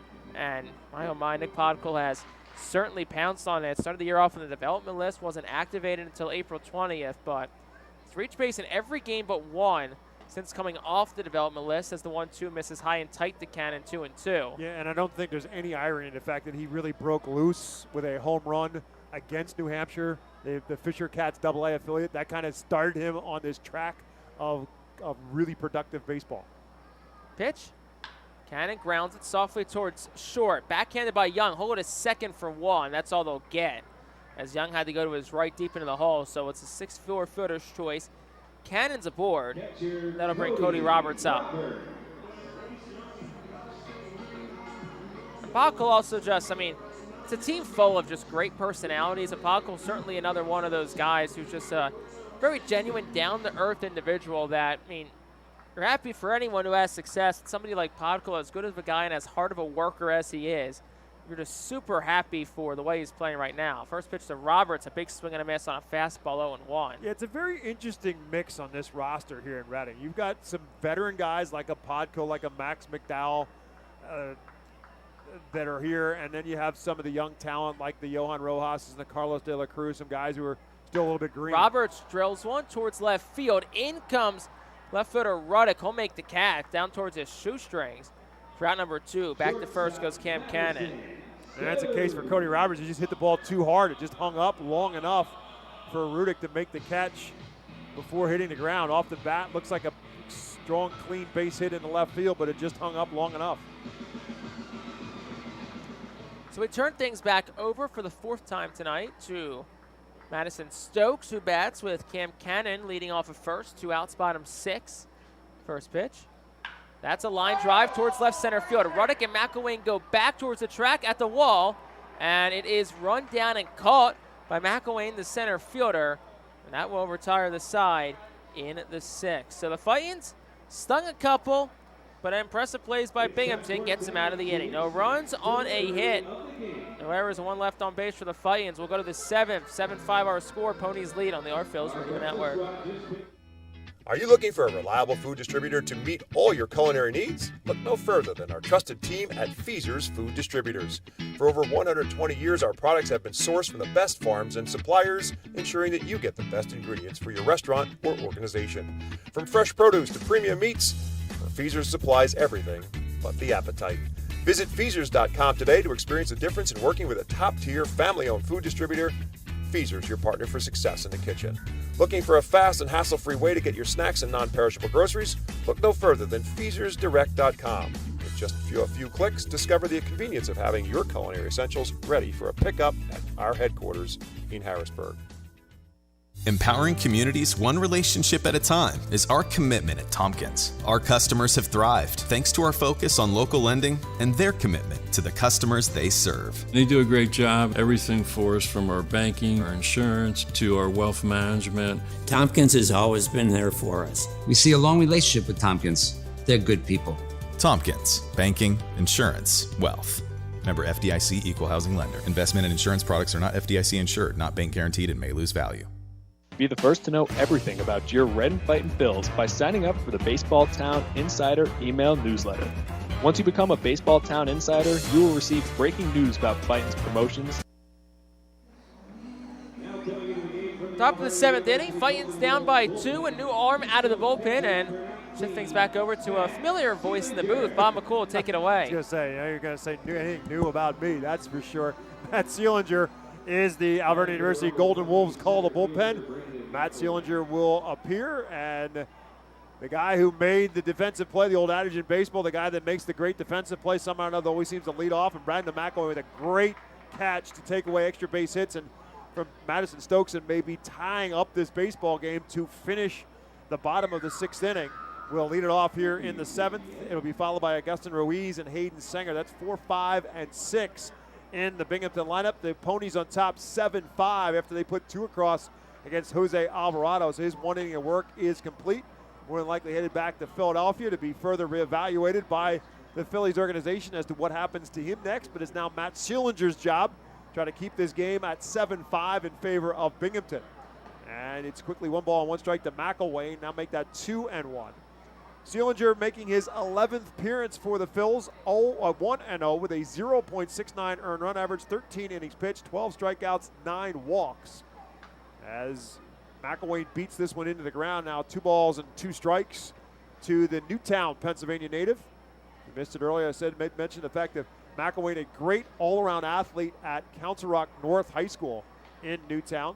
Graduated from high school at Council Rock North in 2000, and football in 2015, graduated in 16.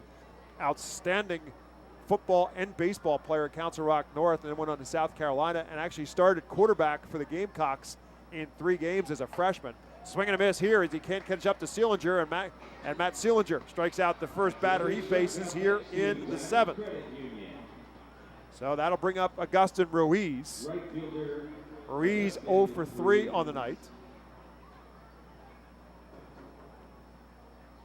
Ruiz, one of 4 left-handed hitters in the lineup tonight for the Ponies. 3 left-handed hitters and Rowdy Jordan, who's a switch hitter. And he lines one softly into right field just over the glove of Cam Cannon and will fall into right field for a base hit. 9th hit of the night for the Ponies. We'll put Augustin Ruiz at first base with 1 out. And to bring up Hayden Sanger. Sanger 1 for 3 on the night with a base hit. Rebel Ponies have continually put a man on base in each and every inning of this game so far. And Sanger led off the 4th inning with his base hit. First pitch from Seelinger to Sanger is outside for a ball. Ponies put 2 up in the first. Reading countered with 3 in the bottom half. Ponies retook the lead in the top of the 3rd with 2 runs. Reading retook the lead in the bottom half of the 4th to make it 5-4. Binghamton tied it up in the top of the 5th at 5-5 and then took the 2-run lead in the 6th as this one is down the first base line. Carlos De La Cruz, the first baseman, will make the catch in foul territory for out number 2. And that will bring up Joe Swazi. Swazi got the inning started last inning against Alvarado with a double. Down the right field line, came around to score what is right now the go-ahead run in this game. Swazi 1 for 2 on the night. He also walked back in the 2nd inning.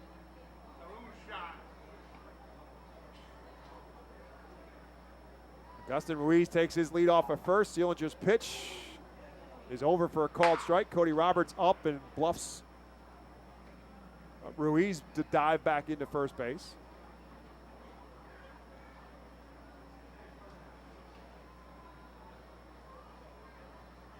No balls and a strike. Seelinger's pitch towards Madison Stokes on a hop. He'll make the easy toss to Cam Cannon at second base for the 3rd and final out of the 7th. No runs, a hits, no errors, 1 left for Binghamton in the 7th. 7th inning stretch time at America's Classic Ballpark. When we come back on the Reading Fightin' Phils Radio Network, they trail Binghamton 7-5. Nursing home neglect is a serious problem. If you or a loved one has suffered from bed sores obtained in a nursing home or a fall down in a nursing home resulting in a fracture, our friends at Swartz Culleton can help. Call the attorneys at Swartz Culleton for a free consultation. Their phone number is 1-800-JUSTICE. That's 1-800-587-8423. Once again, call 1-800-JUSTICE today. Swartz Culleton is a proud sponsor of the Reading Fightin' Phils. International Fireworks is the official fireworks provider of the R. Phils. International Fireworks shoots every fireworks show throughout the season, including 8 Mega Blast fireworks shows. International Fireworks also provides the pregame fireworks after the national anthem at each game. International Fireworks has a nearby retail store in Douglasville, Pennsylvania, where you can purchase all of your fireworks. Visit fireworksareus.com for more information about the International Fireworks retail store in Douglasville. Thanks again to International Fireworks, the official fireworks provider of the R-Phils. There's a weekend in July where the baseball world revolves around a village in upstate New York. Baseball Hall of Fame induction weekend in Cooperstown is an unforgettable experience filled with family-friendly activities and priceless moments. Make your plans today for July 21st through the 24th for the induction of Fred McGriff and Scott Rowland as the class of 2023. Visit baseballhall.org today for the entire schedule. See you in Cooperstown, where the journey becomes legend. Vernon University Golden Wolves called to the bullpen for the Binghamton Rumble Ponies as the Phils come to plate here in the bottom half of the 7th inning. We'll bring in right-hander Marcel Renteria from the Binghamton bullpen, and he will face Carlos De La Cruz, Johan Rojas, and Oliver Dunn. 2, 3, and 4 due up for the Phils as we head to the bottom of the 7th inning. Binghamton 7 and Reading 5. And the first pitch from Renteria to Carlos De La Cruz is way outside for a ball. Phillies win! Wow! Woo! There it is. There it is. So Junior Santos ends up going 6 innings, gave up 9 hits, 5 runs. As De La Cruz swings and misses at a pitch. And it's now 1 ball and 1 strike to De La Cruz, who's 1 for 3 on the night, singled and scored in the first.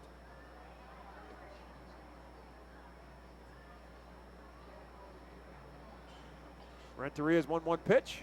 Swing and a miss to the off-speed pitch. De La Cruz way out in front of it. Renteria, originally from Nogales, Arizona, played his college baseball at New Mexico State. 28-year-old right-hander, just 5'11", 185 pounds. 1 ball and 2 strikes. This one slapped to the right side. Going to be a tough play for Rowdy Jordan, ranging far to his left to throw in time to beat De La Cruz. Jordan had to go a long way, but it was not hard hit by De La Cruz, and he is out at first for out number 1 in the 7th. I don't know how much of it's the fact that Marcel Renteria is only 5'11", 185 pounds, but he looks even smaller than that after seeing Junior Santos out there, who was, for 6 innings, who was 6'7", 240, makes him look that much smaller. As Johan Rojas now will bat for the Phils. Johan 2 for 3 on the night. Singled and scored in the first. A bloop double in the second. I guess you call that a bloop double. Was a pop-up in the infield that nobody caught. You get a double out of it and grounded out to short in his 3 plate appearances. It's a double in the book. Absolutely. Tell everybody it was a rocket down the third baseline if they didn't see it. It's single and a double in the book.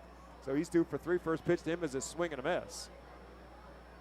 This one way outside. Now the count even at 1 ball and 1 strike.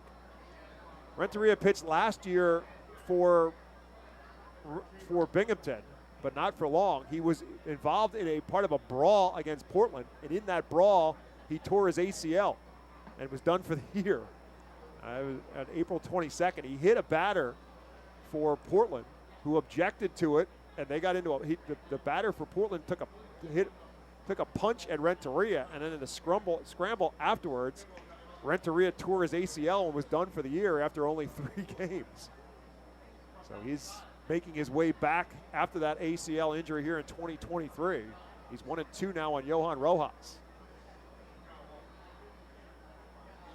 That one's in the dirt. 2 balls and 2 strikes now to Rojas. Oliver Dunn in the on-deck circle. Definitely not the most conventional way to tear your ACL in the world either. No.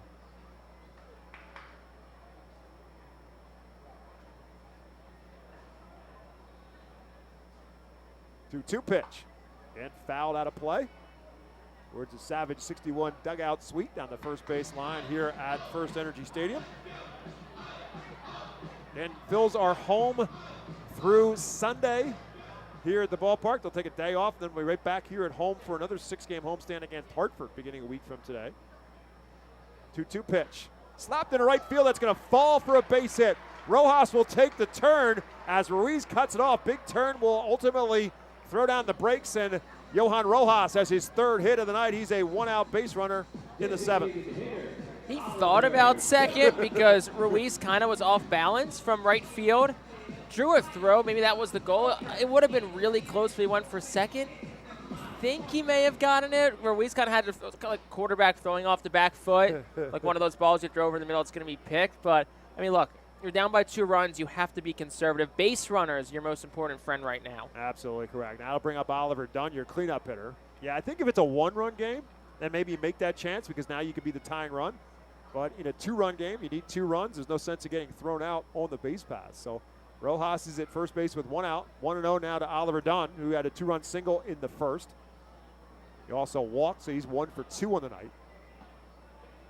And that one's over for a called strike. It's 1 ball and 1 strike. And Al Padrique's mantra is when down by run or multiple runs in a game is base at a time, need to, preserve base runners and value them. Don't be running yourselves into outs being over aggressive. 7-5 Binghamton on top, bottom of the 7th. And a delayed steal here by Rojas. The throw not in time. So Rojas picks up the stolen base. The pitch was a ball to Dunn, so it's 2-1 now to Oliver Dunn. Yeah, no idea if that was the call or if it's just something that Rojas picked up on. May have saw the ball kind of like starting to sail behind the batter Dunn and figured, okay, it's going to be a tough play regardless. Let me try and take it, and paid off. So now he is in scoring position. And it's 2 balls and a strike now to Oliver Dunn. More conversation now between Hayden Sanger and Marcel Renteria, catcher and pitcher. Also the 17th stolen base of the year for Johan Rojas. Leads the team. Ranks 7th across the Eastern League in that category. So he's caught stealing earlier and now has a stolen base. So he's 17 for 22 now in the season. So he takes his lead now off of second. And now a bluff throw there for Renteria. As Rojas started taking a little bit too much of a lead for Renteria's comfort. Shortstop Wyatt Young cheating behind him. With a left-handed batting Oliver Dunn at the plate. 2-1 to Dunn.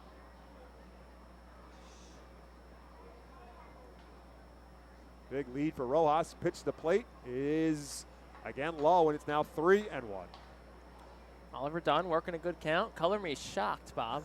40 walks on the season already. Yeah, he has. That ranks top 3 in the league. He had 3 hits in the series against New Hampshire, but he walked 7 times in that series. He was on base 10 times. 3 balls and a strike to him. Swing and a miss there at the off-speed pitch. Thinking fastball, got an off-speed pitch. He was way out in front. Now the count's full. I mean, like, you look at him last week, 3 for 13. It's like, okay. But then you look, say, 10 for 20. 10 for 20, yep. That's a 500 on-base percentage for the week. Like, that's the number that matters the most. 3-2 pitch is over at the letters for a called strike 3. So that's 2 down now in the inning, and it will bring up Matthew Kroon. Yeah, big spot here for Kroon. At least want to try and get 1 back. Kroon's swinging a good bat tonight as well. Hits him back-to-back at bat, so anything in the outfield that gets down is definitely going to score Rojas. So if you're Kroon, just try and find a way. Got a big hole in the right side. Maybe you can poke one through there. Matthew 2 for 2 on the night. Couple of base hits and a sacrifice fly and an RBI as well. Has also scored a run. First pitch, swing, fouls it out of play. Adam Leverett loosening up in the Reading bullpen. Victor Vargas got the start. He went 5 innings. Jose Alvarado on his rehab appearance from Philadelphia went an inning. He's right now in position for the loss. He got up the 2 runs difference on the scoreboard, 7-5 Binghamton. Kroon pitched to him, tries to check his swing. They'll appeal. He did hold up, so it's now 1-1 to Matthew Kroon. Johan Rojas at second base and 2 outs here in the bottom of the 7th. Ethan Wilson hoping for a chance in the on-deck circle for the Fightins.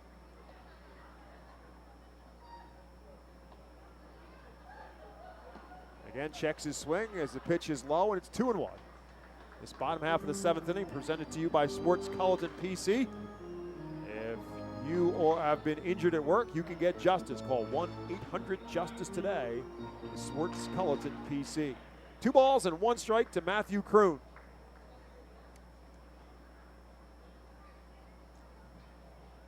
And again, misses outside. Now it's 3-1 to Kroon. Now Padrique preaching patience before tonight's game, talking about their approach against this Binghamton pitching staff, and Kroon showing patience right now. Now the count is favorite, 3-1. takes that one for a called strike. Renteria again for the second straight hitter has the count full. Kroon will ask for time. I don't think he was too thrilled with that last call either from Gorsak, who looks like he's been giving about a ball or so off the plate towards on the left hand, the batter's box side of the plate. So, no, the Phillies hitters did not love that tonight. Both sides, though, he's been given that spot to. Out count full to Kroon. Rojas takes off. Kroon slaps it the other way. It's off the glove of Swazi, and Rojas held up. Going around, Kroon is safe at first. So it's now runners at the corners and 2 outs. That will be a base hit for Matthew Kroon, as all Swazi could do was knock it down, but couldn't keep it in his glove. Yeah, not sure. That was Pedrique saying stop, stop, stop. Right. So Rojas kind of did that on his own. Same thing. It's one of those where it's like, it's a tough play to make, but at the same time, it's 2 outs. You're down by 2. You need base runners. You don't want to run yourself into an out in this situation. Granted, yes, Wilson's 0 for 3 tonight, but he's still one of your most dangerous hitters. And he has 25 RBIs on the season as he stands in 0 for 3 on the night, as Jake said. 2 on, 2 out, bottom of the 7th, Phil's down by 2. First pitch, a little bit low for a ball. You mentioned this earlier. If anybody could use a big hit, it was Oliver Dunn. He got the 2-run single. I'll put number 2 on that list being Ethan Wilson. He could use a big hit. We did it with Dunn. We did it with Cannon. Correct. And now try to do it with Wilson. 1-0 to Ethan Wilson. Hit hard and fouled on the first base line. So Renteria gets the count even at 1 ball and 1 strike. So how about this? So the Phillies won 1-0 tonight. Time of the game, 2 hours and 7 minutes. That's what good pitching can do. Taijuan Walker with a great performance tonight for the Phils as the starter. 1 ball and 1 strike to Ethan Wilson. Big swing, no contact on the off-speed pitch, way out in front. And now Renteria is out in front at 1-2. Yeah, Schwarber led off the bottom of the first with a home run, and that was it. So the former New York Met, Taijuan Walker, beats Detroit tonight. So the Phils take the first 2. Now won 4 in a row. With another one against Detroit tomorrow, where the Dodgers come to town for the weekend. Pickoff attempt. Kroon dives back safely. Be careful with that with Johan Rojas at third base. I say Rojas is dancing. Good. 15, 20 feet off the bag. Ritter at third is nowhere close to holding him on. Yeah, with a left-handed hitter up, he's playing well off the line. 1 ball and 2 strikes to Ethan Wilson.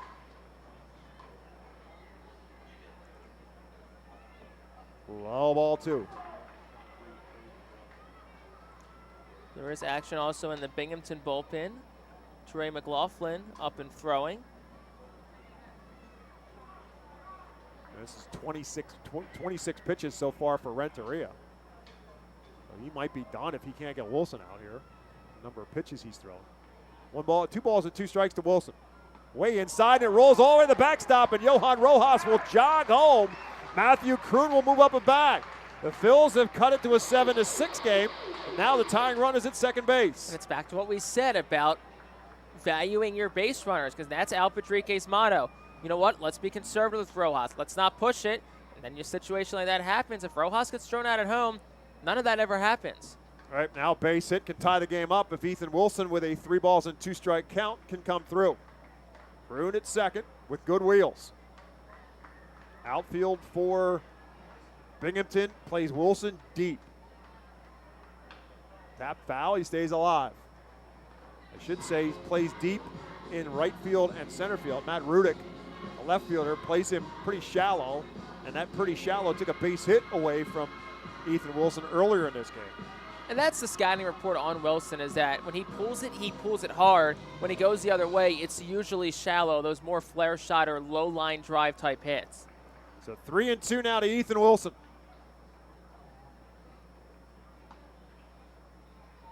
Way inside, ball 4. So good at bat there for Ethan Wilson. And he becomes the Phil's 3rd base runner of the inning.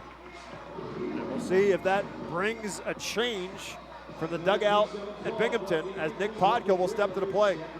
Don't see any signs of Mariano Duncan. And becomes a pitching coach instead. That will be A.J. Sager, the pitching coach for Binghamton, to come out. Again, as Jake told you earlier, Reed Brignac, the manager, is not here this week. And so the pitching coach could be making those changes as much as Mariana Duncan, who's their bench coach, and the acting coach could be making those changes as well. So we'll see if this is a conversation with Renteria or if this is a stall to get the bullpen ready to go.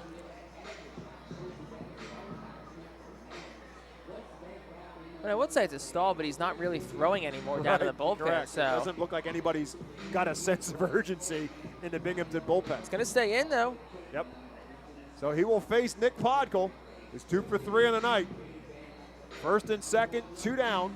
Phils with a run in. They still trail by 1 here in the bottom of the 7th. 7-6 Binghamton on top. Well, if there's anyone who wanted to plate right now, it's Nick Podkul. I mean, like, you talk about just guys that are super reliable. Nick Podkul, Matthew Kroon are like two guys. Obviously, you have the guys that you know are going to get you big hits, but Kroon and Podkul are 2 guys that you know just feel like they're always going to come through.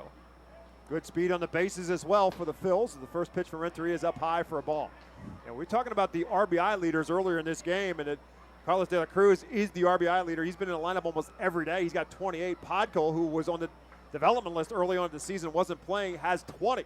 So he has produced big since he's been in the lineup. And that one's low again. It's 2-0. Good at bat so far by Nick Podkul. And that's the thing, too. He works good counts. Yep. I know I've been talking a lot about Nick Podkul tonight, deservedly so. Yes. But, he does everything right. And that's why he's a staple in this lineup. Yeah, he worked the count full last time, came up with a base hit. It's 2-0 now. This one fouled out of play.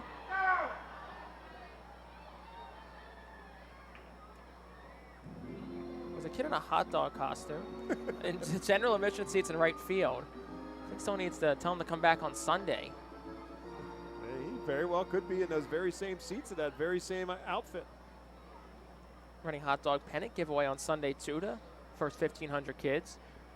It's Trey McLaughlin, who's been kind of sort of warming up in the Binghamton bullpen. Check swing by Podkul. They did not go around. It's 3-1. Again, McLaughlin throws a pitch, then he kind of watches the game for a little bit, then he throws another pitch. So he's either already warmed up or... It's the semi. It's like, I'm warm, but let me, not get cold. So 3-1 now to Nick Podkul. 2 on, 2 out. Lifted into the right side of the infield, playable for Swazi, who will make the catch for the third and final out. So the Phils do get a run. They do it on a couple hits. They leave 2, and they make it a 1-run game through 7. It's Binghamton 7, Reading 6. Nursing home neglect is a serious problem. If you or a loved one has suffered from bed sores obtained in a nursing home or a fall down in a nursing home resulting in a fracture, our friends at Swartz Culleton can help. Call the attorneys at Swartz Culleton for a free consultation. Their phone number is 1-800-JUSTICE. That's 1-800-587-8423. Once again, call 1-800-JUSTICE today. Swartz Culleton is a proud sponsor of the Reading Fightin' Phils. Celebrate the history of our national pastime at the National Baseball Hall of Fame and Museum in Cooperstown. See priceless treasures that'll bring your baseball memories to life.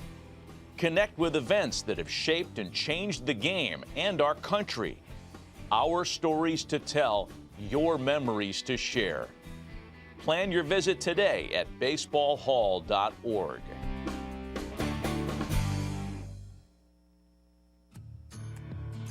The Reading Fightin' Phil's birthday package is the best way to celebrate a birthday. Whether you're a youngster or an adult, there's no better birthday than a Fightin' Phil's birthday. The Fightin' Fan birthday package is customizable for fans of any age and starts at just $130. Base packages include 10 general admission tickets to a Fightin's home game, an autographed baseball, and a VIP reserved parking spot. Fans can also add a wide variety of experiences and options to make sure your favorite Fightin's fan's birthday is a grand slam.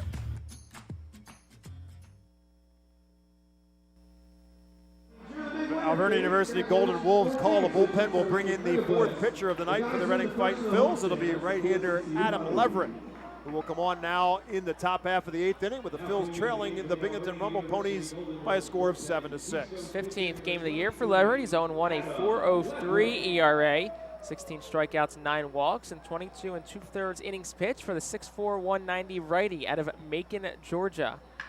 And first one to face him is Matt O'Neill, and swings at the first pitch and lines it into center field for a base hit.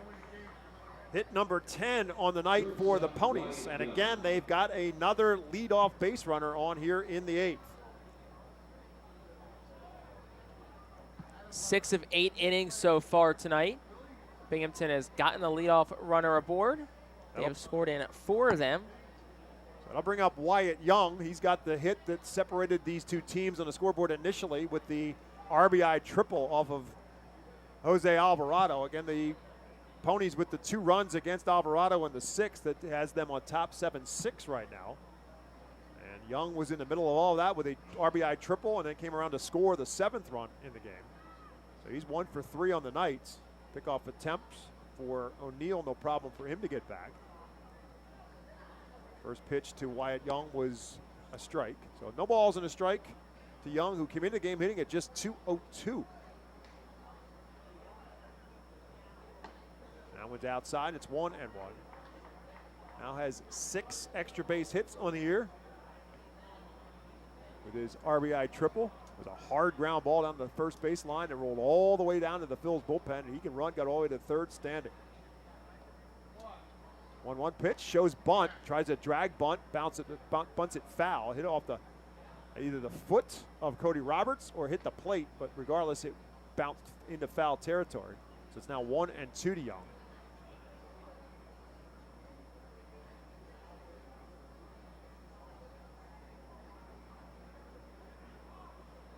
Young, born in Honolulu, played his college baseball at Pepperdine. So he went from Honolulu to Malibu for college. This one is on the inside corner, strike 3. That is out number 1 here in the 8th. And I think the hitters know at this point that spot is going to be a strike. Gorsak's been giving, as I said, at least half a ball to a ball off the left-handed side of the plate all night. And here the Reading pitchers know that. Take advantage of it. Pound, like another lefty here like Rudick inside. Rudick, the leadoff hitter for the Ponies, 0 for 3 tonight, walked and scored in the first. This one hit into the hole in the right side and threw for a base hit. O'Neill hesitated going around second. Ethan Wilson's throw is not in time. It was on the inside of the bag, and O'Neill slid to the outside, and they call him safe. So it's a base hit for Rudick, and now runners at the corners for the Ponies. It was a slow roller in the right, and like you said, O'Neill kind of slow played his run around second, and Wilson made a good throw, but like you said, to the home plate side of the bag, and Paco Neistat picked it, but just couldn't get the tag down in time. And the infield right now is up. Still could technically turn 2 on a ground ball, so see if the middle backs up to maybe about halfway, but it doesn't look like it. So that'll be Rowdy Jordan's turn to play at the plate now. He's been a problem for the Phils tonight. Been on base all 4 times and scored 3 runs. Just a pickoff attempt on the trail runner Rudick, who does have good speed. Stolen 9 bases on the year, but he dives back safely. Rudick, 2-run home run in the first, walked and scored in the third, walked and scored in the 5th, and an RBI double in the 6th. So he has had his hands all over this game so far. And the first pitch to him is over at the letters for a called strike 1. So Adam Leverett has himself in a jam, trying to get at it, trying to keep this a 1-run game here in the top of the 8th.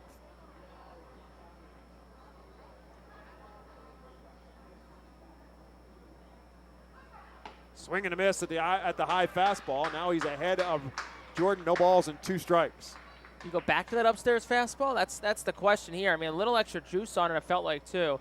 I wouldn't hate, it's got to be out of the zone if you're going to go up. It's got to be above the letters, enticing at the eyes, but don't want to throw something that's up in the zone. It's got to be out of the zone. Strikeout would be huge in this spot for Leverett. Runner takes off from first, and it's beaten in the ground foul. So Rudick will have to come back to first. So let's see if Leverett's approach changes at all. Knowing that the runner took off the last time, maybe with the count 0-2, do you consider a pitch out situation here, or do you just go after the batter, maybe go to a fastball instead, as opposed to the off speed to try and negate that runner? Makes Madison Stokes take a couple steps back just to cover and need be. Here's the high fastball, and he does not catch up. So just like Jake Starr talked about, make him chase a fastball up, and he got him some for the strikeout. See if they call that stolen base or defensive indifference. I'd assume a stolen base, but I would say at this point in time in the game, it's a one-run game. It's a big spot if you can get 2 runs across here. If you're Binghamton, especially with your 3-hole hitter Luke Ritter at the plate, who's 1 for 4 on the night with an RBI triple and a run scored back in the 3rd inning. Now Ritter calls time at the plate. And at the infield end too, it's a smart play by Roberts not to throw it down because the middle infielders are more focused on a ground ball than anything else. First pitch to Ritter, over for a called strike 1. Feels like Lever's got some extra juice on his fastball tonight. Luke Ritter is not a hitter. Come on, Ritter, you can't hit her. This pitch misses outside on the curveball. It's 1 ball and 1 strike now. Big out to get here. Our Phil's only down by 1. Binghamton has the worst bullpen ERA in the Eastern League, so game's far from over. 1-1 pitch. Fouled out of play. Got in on the hands of Ritter that time to get ahead of him now on the foul ball. It's 1-2. He went off speed there. Let's see if he tries to speed things up, go fastball. Maybe something, like I said, letter height. It's got to be out of the zone. Not up in the zone, but out of the zone. Something, like I said last at bat, enticing to the eyes. This one ripped into left field. Matthew Kroon will turn and look and say goodbye. 3-run home run for Luke Ritter. And the Ponies now take a 10-6 lead. Tried to go to the fastball there, Leverett did. Tried to get it up, but could not get it up enough. And Ritter certainly made him pay. And Binghamton extended to a 4-run lead now. And obviously, game's still far from over, but a hit like that with 2 outs certainly can be a backbreaker. 7th home run for Luke Ritter in his last 11 games. Now 10 on the season. And with the 4 RBIs, and now has 21 on the season. That'll bring up Brandon McElwain. McElwain's been on base twice tonight. That's a sacrifice fly and an RBI to go along with a double. And the first pitch to him is a called strike. So a couple of singles and then the 3-run home run for Luke Ritter. And it's now a 4-run Pony advantage as McElwain serves this one into right field. Long run for Ethan Wilson into the bullpen, will make the catch for the 3rd and final out. But damage done by the Ponies here in the 8th. They put 3 across on 3 hits. Bases empty as the inning comes to an end. But Binghamton now on top as we head to the bottom of the 8th on the Reading Fightin Phil's radio network. Ponies 10, Phil's 6. Baseball fans, introducing Bally Live, the only app where minor league baseball fans can score major rewards. When you stream your favorite teams live, you'll score rewards. When you chat with friends during a watch party, you'll score rewards. And when you test your skills at trivia, you'll score rewards. Being a fan of minor leagues has never been so rewarding. So what are you waiting for? Download Bally Live for free from the app or Play Store and start scoring rewards today. Berks Immunization Coalition works to provide leadership and education in promoting age-appropriate immunization across the lifespan for all residents of Berks County. This is a coalition comprised of local physicians, nurse practitioners, school nurses, immunization coordinators, immunization advocates, and pharmaceutical representatives working to encourage continuity of immunization through medical resources. They focus on educating both the community and the providers. For more information, please visit www.immunizeba.org and click Local Coalitions. Baseball Town Charities is a nonprofit 501c3 charitable organization founded to keep baseball alive in Reading. Youngsters can benefit from the many life lessons the game can offer. Baseball Town Charities currently supports kids and adults with mental and physical disabilities through the Baseball Dream League. Baseball Town Charities also supports inner-city baseball development through the Rip It for Life program, which provides growth both on and off the baseball field. For more information, please visit baseball. The Vernon University Golden Wolves called the bullpen. Will bring in a new pitcher for the Rumble Ponies here in the bottom of the 8th. It'll be right-hander Trey McLaughlin, who will now come on for Binghamton. He'll face Cam Cannon, Cody Roberts, and Madison Stokes due up for the Phils, who now trail it 10-6. Cannon 1 for 3 tonight with a 2-run double for the Phils back in the 4th inning. And the first pitch from McLaughlin is a swing and a miss by Cannon for strike 1. Trey McLaughlin, a 23-year-old, 16th round pick in 2021. Made 10 appearances for High A Brooklyn before making his Double-A debut back on June the 1st at Altoona. He was 2-2 with a 1.65 ERA, 26 strikeouts, and a 1.16 whip across 16 1/3 for the Brooklyn Cyclones. Quickly ahead of Cam Cannon, no balls and 2 strikes. And this one's way up high on the 91-mile-an-hour fastball. It's 1-2. There's quite a few members of this Binghamton team that were in that 2021 draft in addition to Trey McLaughlin. This one slapped into right field. Going to be a tough play over the shoulder of Swazi. He won't get it. Cannon around first. He'll hold up as Cam Cannon serves one into right field for a leadoff base hit for the Phils here in the 8th. Look, whatever it takes. Redding's not had an issue getting on base offensively tonight. It's just been, trying to get some guys home. Left 2 on in the 7th, 2 on in the 5th. But look, like I said, this is a Binghamton bullpen that statistically ranks as the worst in the Eastern League. So this game you're down by 4, but it's far from over. Cody Roberts 0 for 3 on the night. First pitch to him is just outside for a ball. And twice in the last 2 series, Reading came back and won after a 6-0 deficit to Harrisburg. Sunday, we're down 4-0 to New Hampshire and 1-6-4. 1-0 pitch, lifted into right field. Ruiz going back, drifts back a little further, and he'll make the catch. Cannon went halfway, so he'll have to head back to first base for out number 1 now here in the 8th. Shortstop Madison. This is probably your best chance coming up here. Top of the lineup up. Who knows if we see the top guys again? Stokes, De La Cruz, Rojas. So, like I said, don't have to get it all back. Value each base runner, value each at bat, win each battle, and just find a way on and try and scratch and claw your way back. Stokes 0 for 3 on the night, walked and scored in the first. Had a hit taken away from him the last time up on a great play by center fielder Brandon McAway. Probably cost Madison Stokes an RBI double at that spot. So he's 0 for 3, and the first pitch to him is over for a called strike. McLaughlin working quickly, and now it kind of stalls on the delivery, and this one driven into right center field. Turning back is McElwain to the wall and off the wall. Cam Cannon was running on the pitch, but he'll hold up at third as Madison Stokes drives that one off the Redner's Event Center for a double. And the Phils have 2 on and 1 out here in the 8th. 12th double this season for Madison Stokes. That ties in with Matthew Kroon for 4th in the Eastern League. And that one was a mile high. And, I think, what Patrique at third is looking for is what kind of carom does that take off the wall? Went right to McElwain, the center fielder. So right decision to hold Cam Cannon. If that gets away from him at all, okay, maybe you send him. But a nice play by the outfielder for Binghamton. So that'll bring up Carlos De La Cruz. Single to run scored in the first, 1 for 4. This one into left field, shallow left. Rudick with left fielder will come in.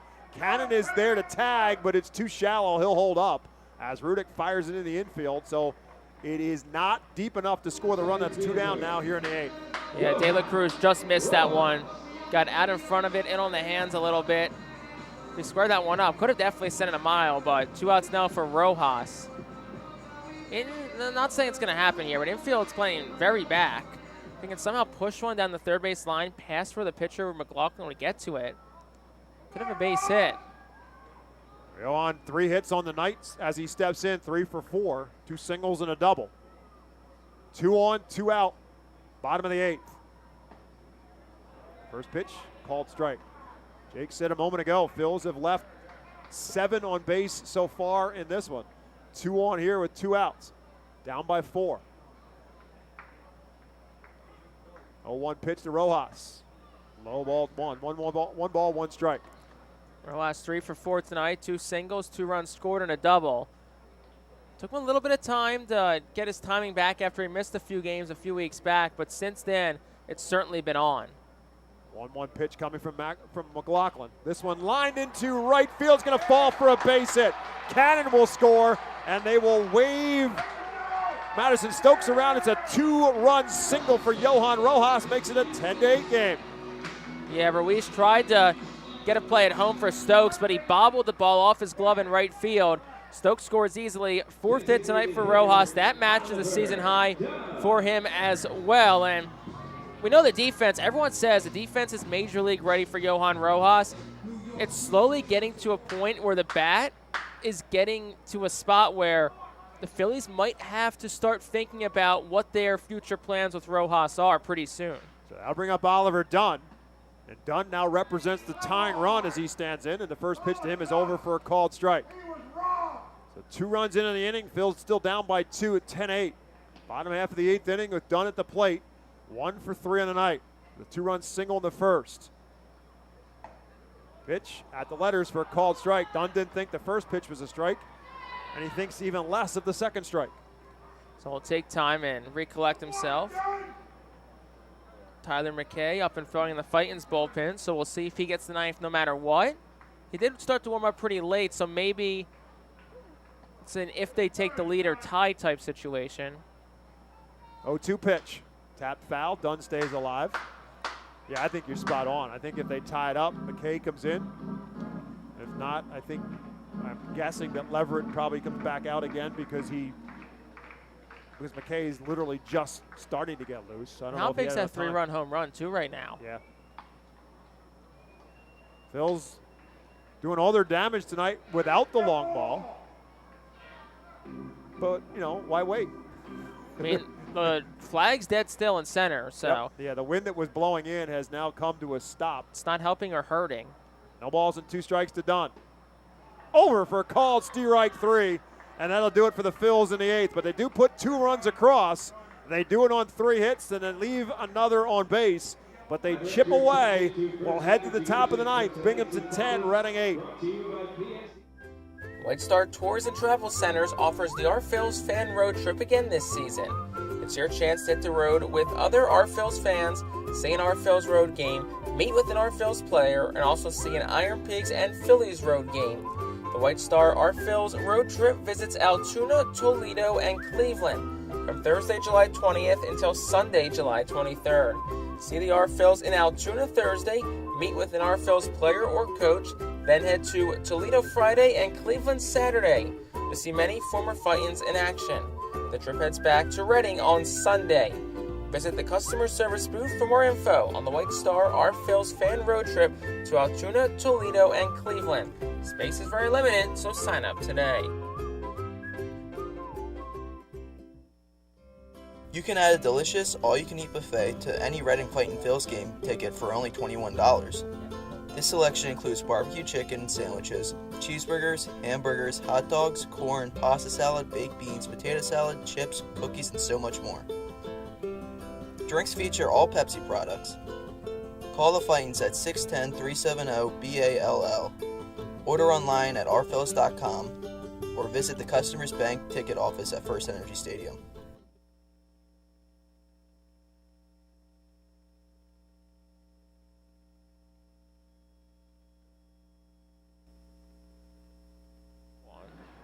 Established in 1928, the Manor Golf Club is one of the oldest public courses in eastern Pennsylvania, located conveniently between Philadelphia, Lancaster, and Allentown and Sinking Spring. The Manor Golf Club offers a true test of golf on a traditional championship-style golf course where shot making takes precedence over length. Visit themanorgolfclub.com for more information. I can vouch for that. I spent the off day there yesterday myself.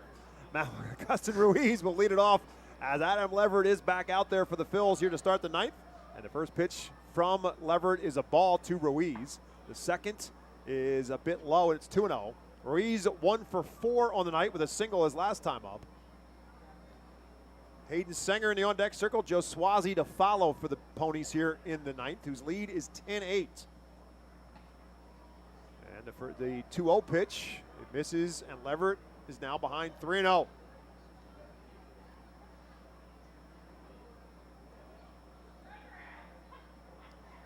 This one ripped foul down the first baseline, hard and foul. Ruiz gets the green light in the 3-0 count, and he was all over the fastball, but hooked it foul. It's 3-1. Fouls this one straight back, and so now Leverett's got himself back in the count now at 3-2. Tyler McKay had been up in the bullpen for the Phils in the bottom half of the 8th inning, just in case the Phils could do more damage. He sits down for now, so Leverett is out there. Now Ruiz calls time at the plate. So 3 balls and 2 strikes to the batter, leading off here in the bottom of the top half of the 9th inning. Game 1 of 6 against the Binghamton Rumble Ponies, the AA affiliate of the New York Mets. 3-2 pitch, lifted straight up into shallow right center field. Cam Cannon will give away to Johan Rojas, who just at the last second sticks his glove out and picks it off his knees before it hit the ground. Whoa, boy, was that trouble. It looked to be some confusion. Then at the last second, you heard someone saying, I got it, I got it, I got it, I got it. Must have been Rojas racing in. Felt confident he was going to get it, and boy, he got it. So that'll bring up Sanger. It's the last thing Adam Leverett needed at that spot in the game. Again, his job is to try to keep the Ponies quiet and hope the bats can tie it or win it in the 9th. As Sanger steps to the plate, he too is 1 for 4 tonight. First time, this time Leverett works ahead in the count. No balls and a strike.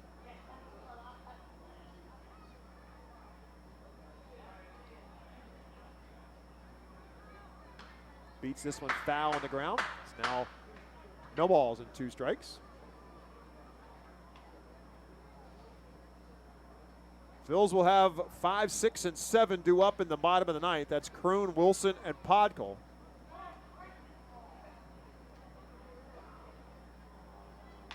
This one tapped to the left side. Madison Stokes, the shortstop, has it on the high hop. The throw in time for out number 2 in the 9th. Yeah, I mean, look, Kroon is 3 for 4. Wilson, who we know how dangerous he can be at any time. And then Podkul is 2 for 4. Like, that's a good 3. And then you got Cam Cannon, who's got 2 hits and a run scored tonight. So it's like, okay, like you like what you see out of those first 3, 4 guys due up for the Fightin' Phils in the next inning. Joe Swazi on base twice in this game, including a double. It came around to score a run in the 6th. Again, the Ponies doing their damage in that 6th inning against Jose Alvarado in his rehab work here.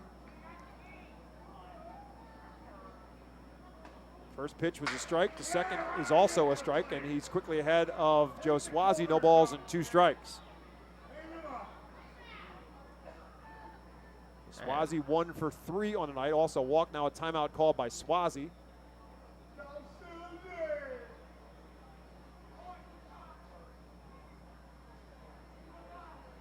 And former Philadelphia Philly Mariano Duncan running the show for Binghamton this week in the absence of Reed Brignac, the manager. Mariano Duncan, the member of the 1993 Philadelphia Phillies team, is the bench coach for the Rumble Ponies. 2nd year coaching with Binghamton. No, 1 ball and 2 strikes now.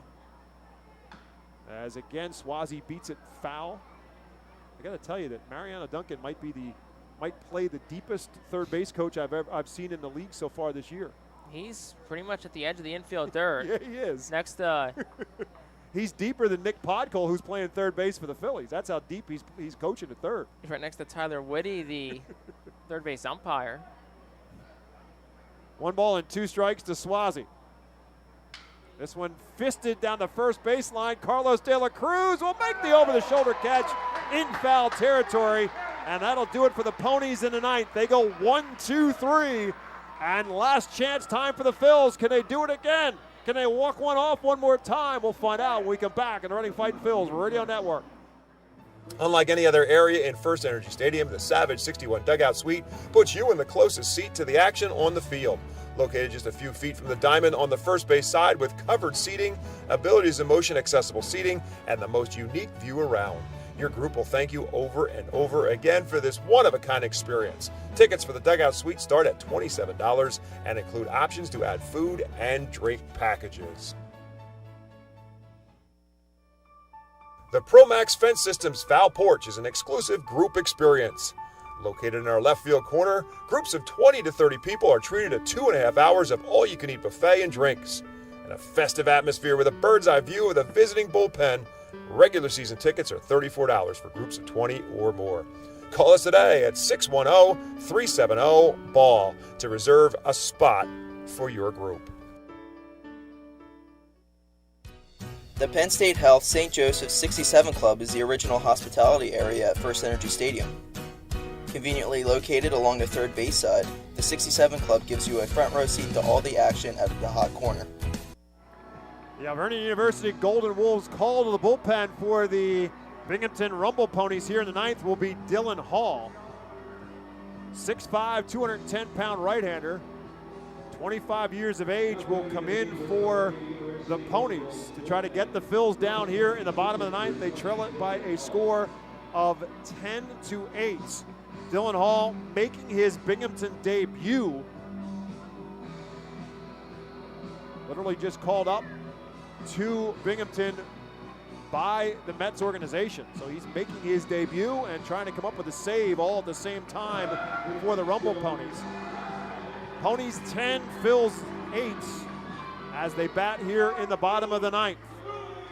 Clean Eats, located at 1665 State Hill Road in Wyomissing, is a healthy food restaurant that offers a variety of delicious and affordable options for customers. Dine-in cafe menu includes burgers, wraps, flatbreads, melts, build your own bowls, smoothies, and more.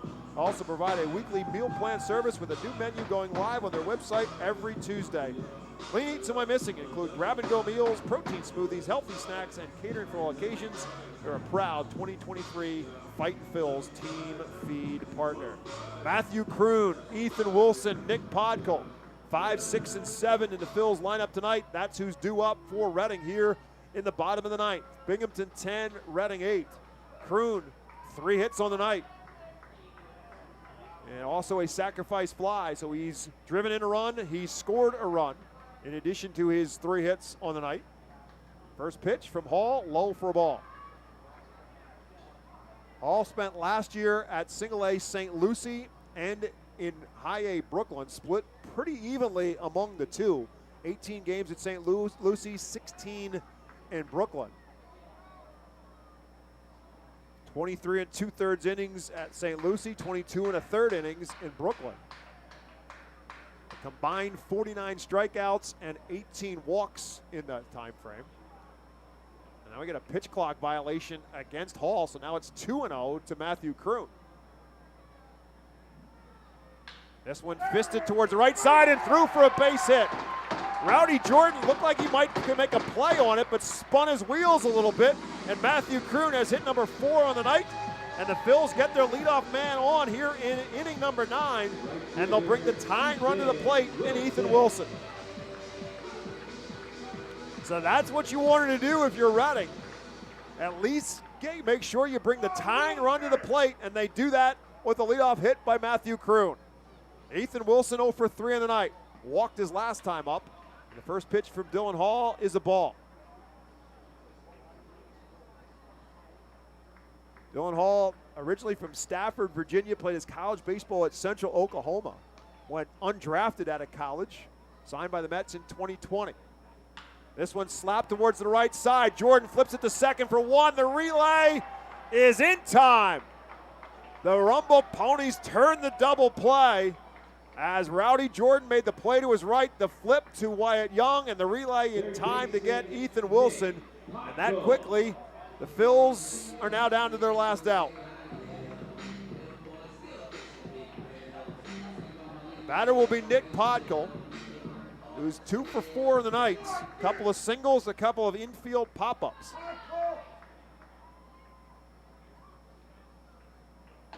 First pitch over for a called strike.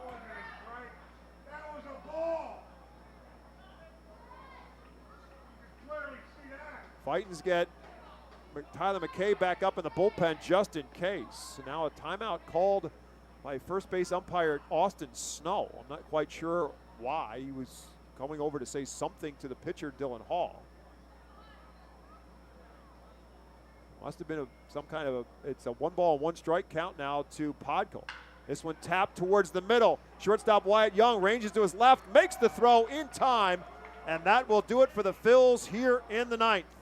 And so the double play snuffs out the rally, and the Phils go without any further action here in the ninth inning. No runs, 1 hit, none left, and the Binghamton Rumble Ponies hold on. The final score, Binghamton 10, Reading 8. We'll take a timeout. Back with our postgame show on the Reading Fightin' Phils Radio Network right after this.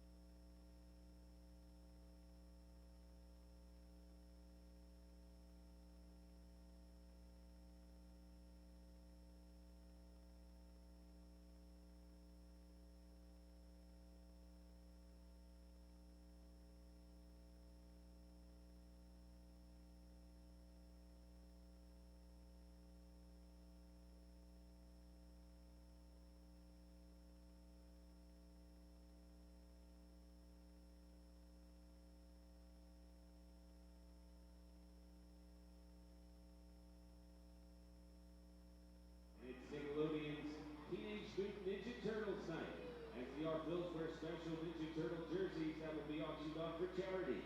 And there is a Ninja Turtle character appearance. Welcome back to FirstEnergy Stadium, where the Binghamton Rumble Ponies win Game 1 of the series. It was a slugfest, and the Ponies ultimately hold off the Phils for a final score of 10-8.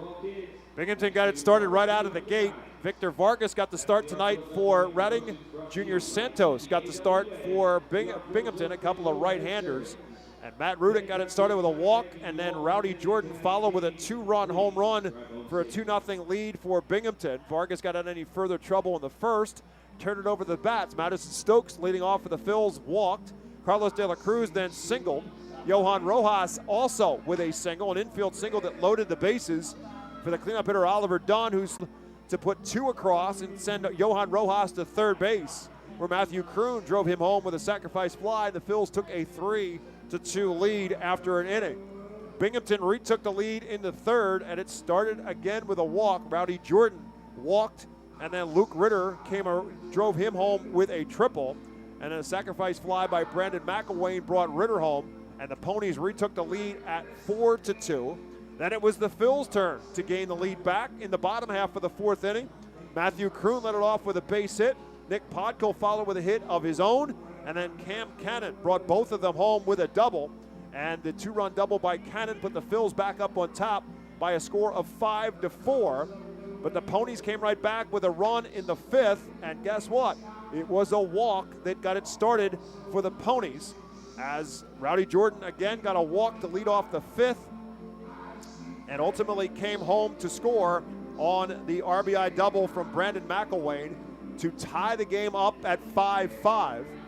Phils didn't score in the bottom half of the fifth, and then Reading brought in Jose Alvarado on a rehab assignment for the Philadelphia Phillies to pitch the sixth inning for Reading. And Joe Swazi led off with a line drive down the right field line for a double.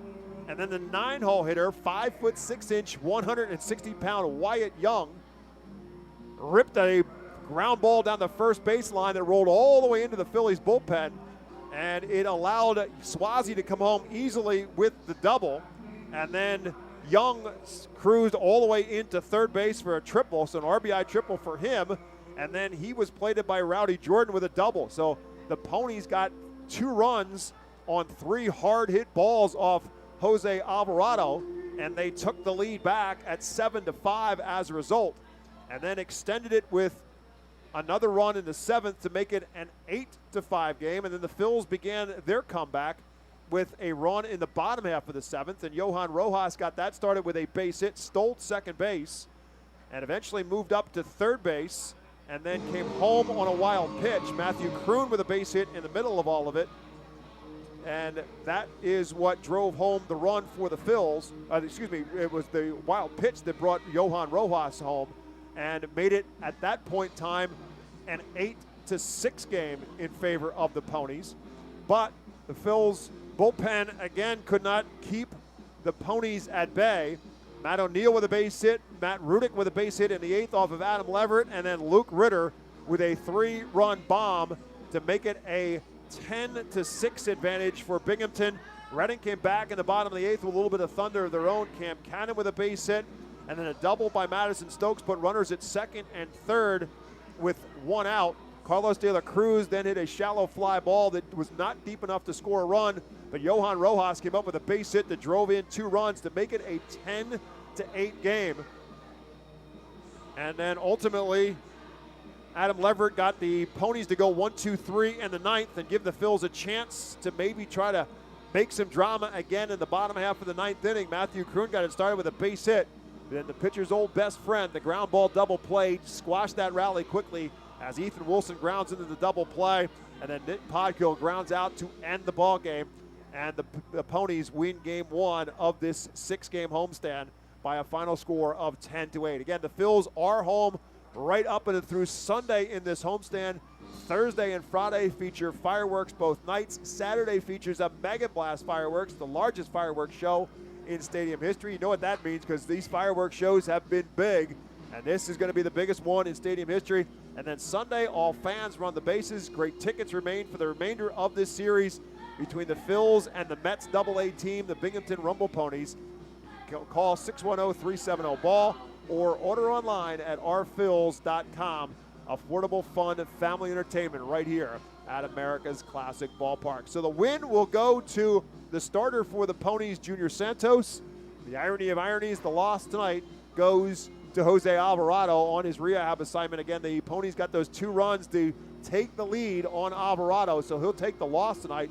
Dylan Hall just called up to Binghamton, ends up getting the save for the Ponies in this one. Time of the game, 2 hours and 40 minutes, played in front of 5,327 here at FirstEnergy Stadium.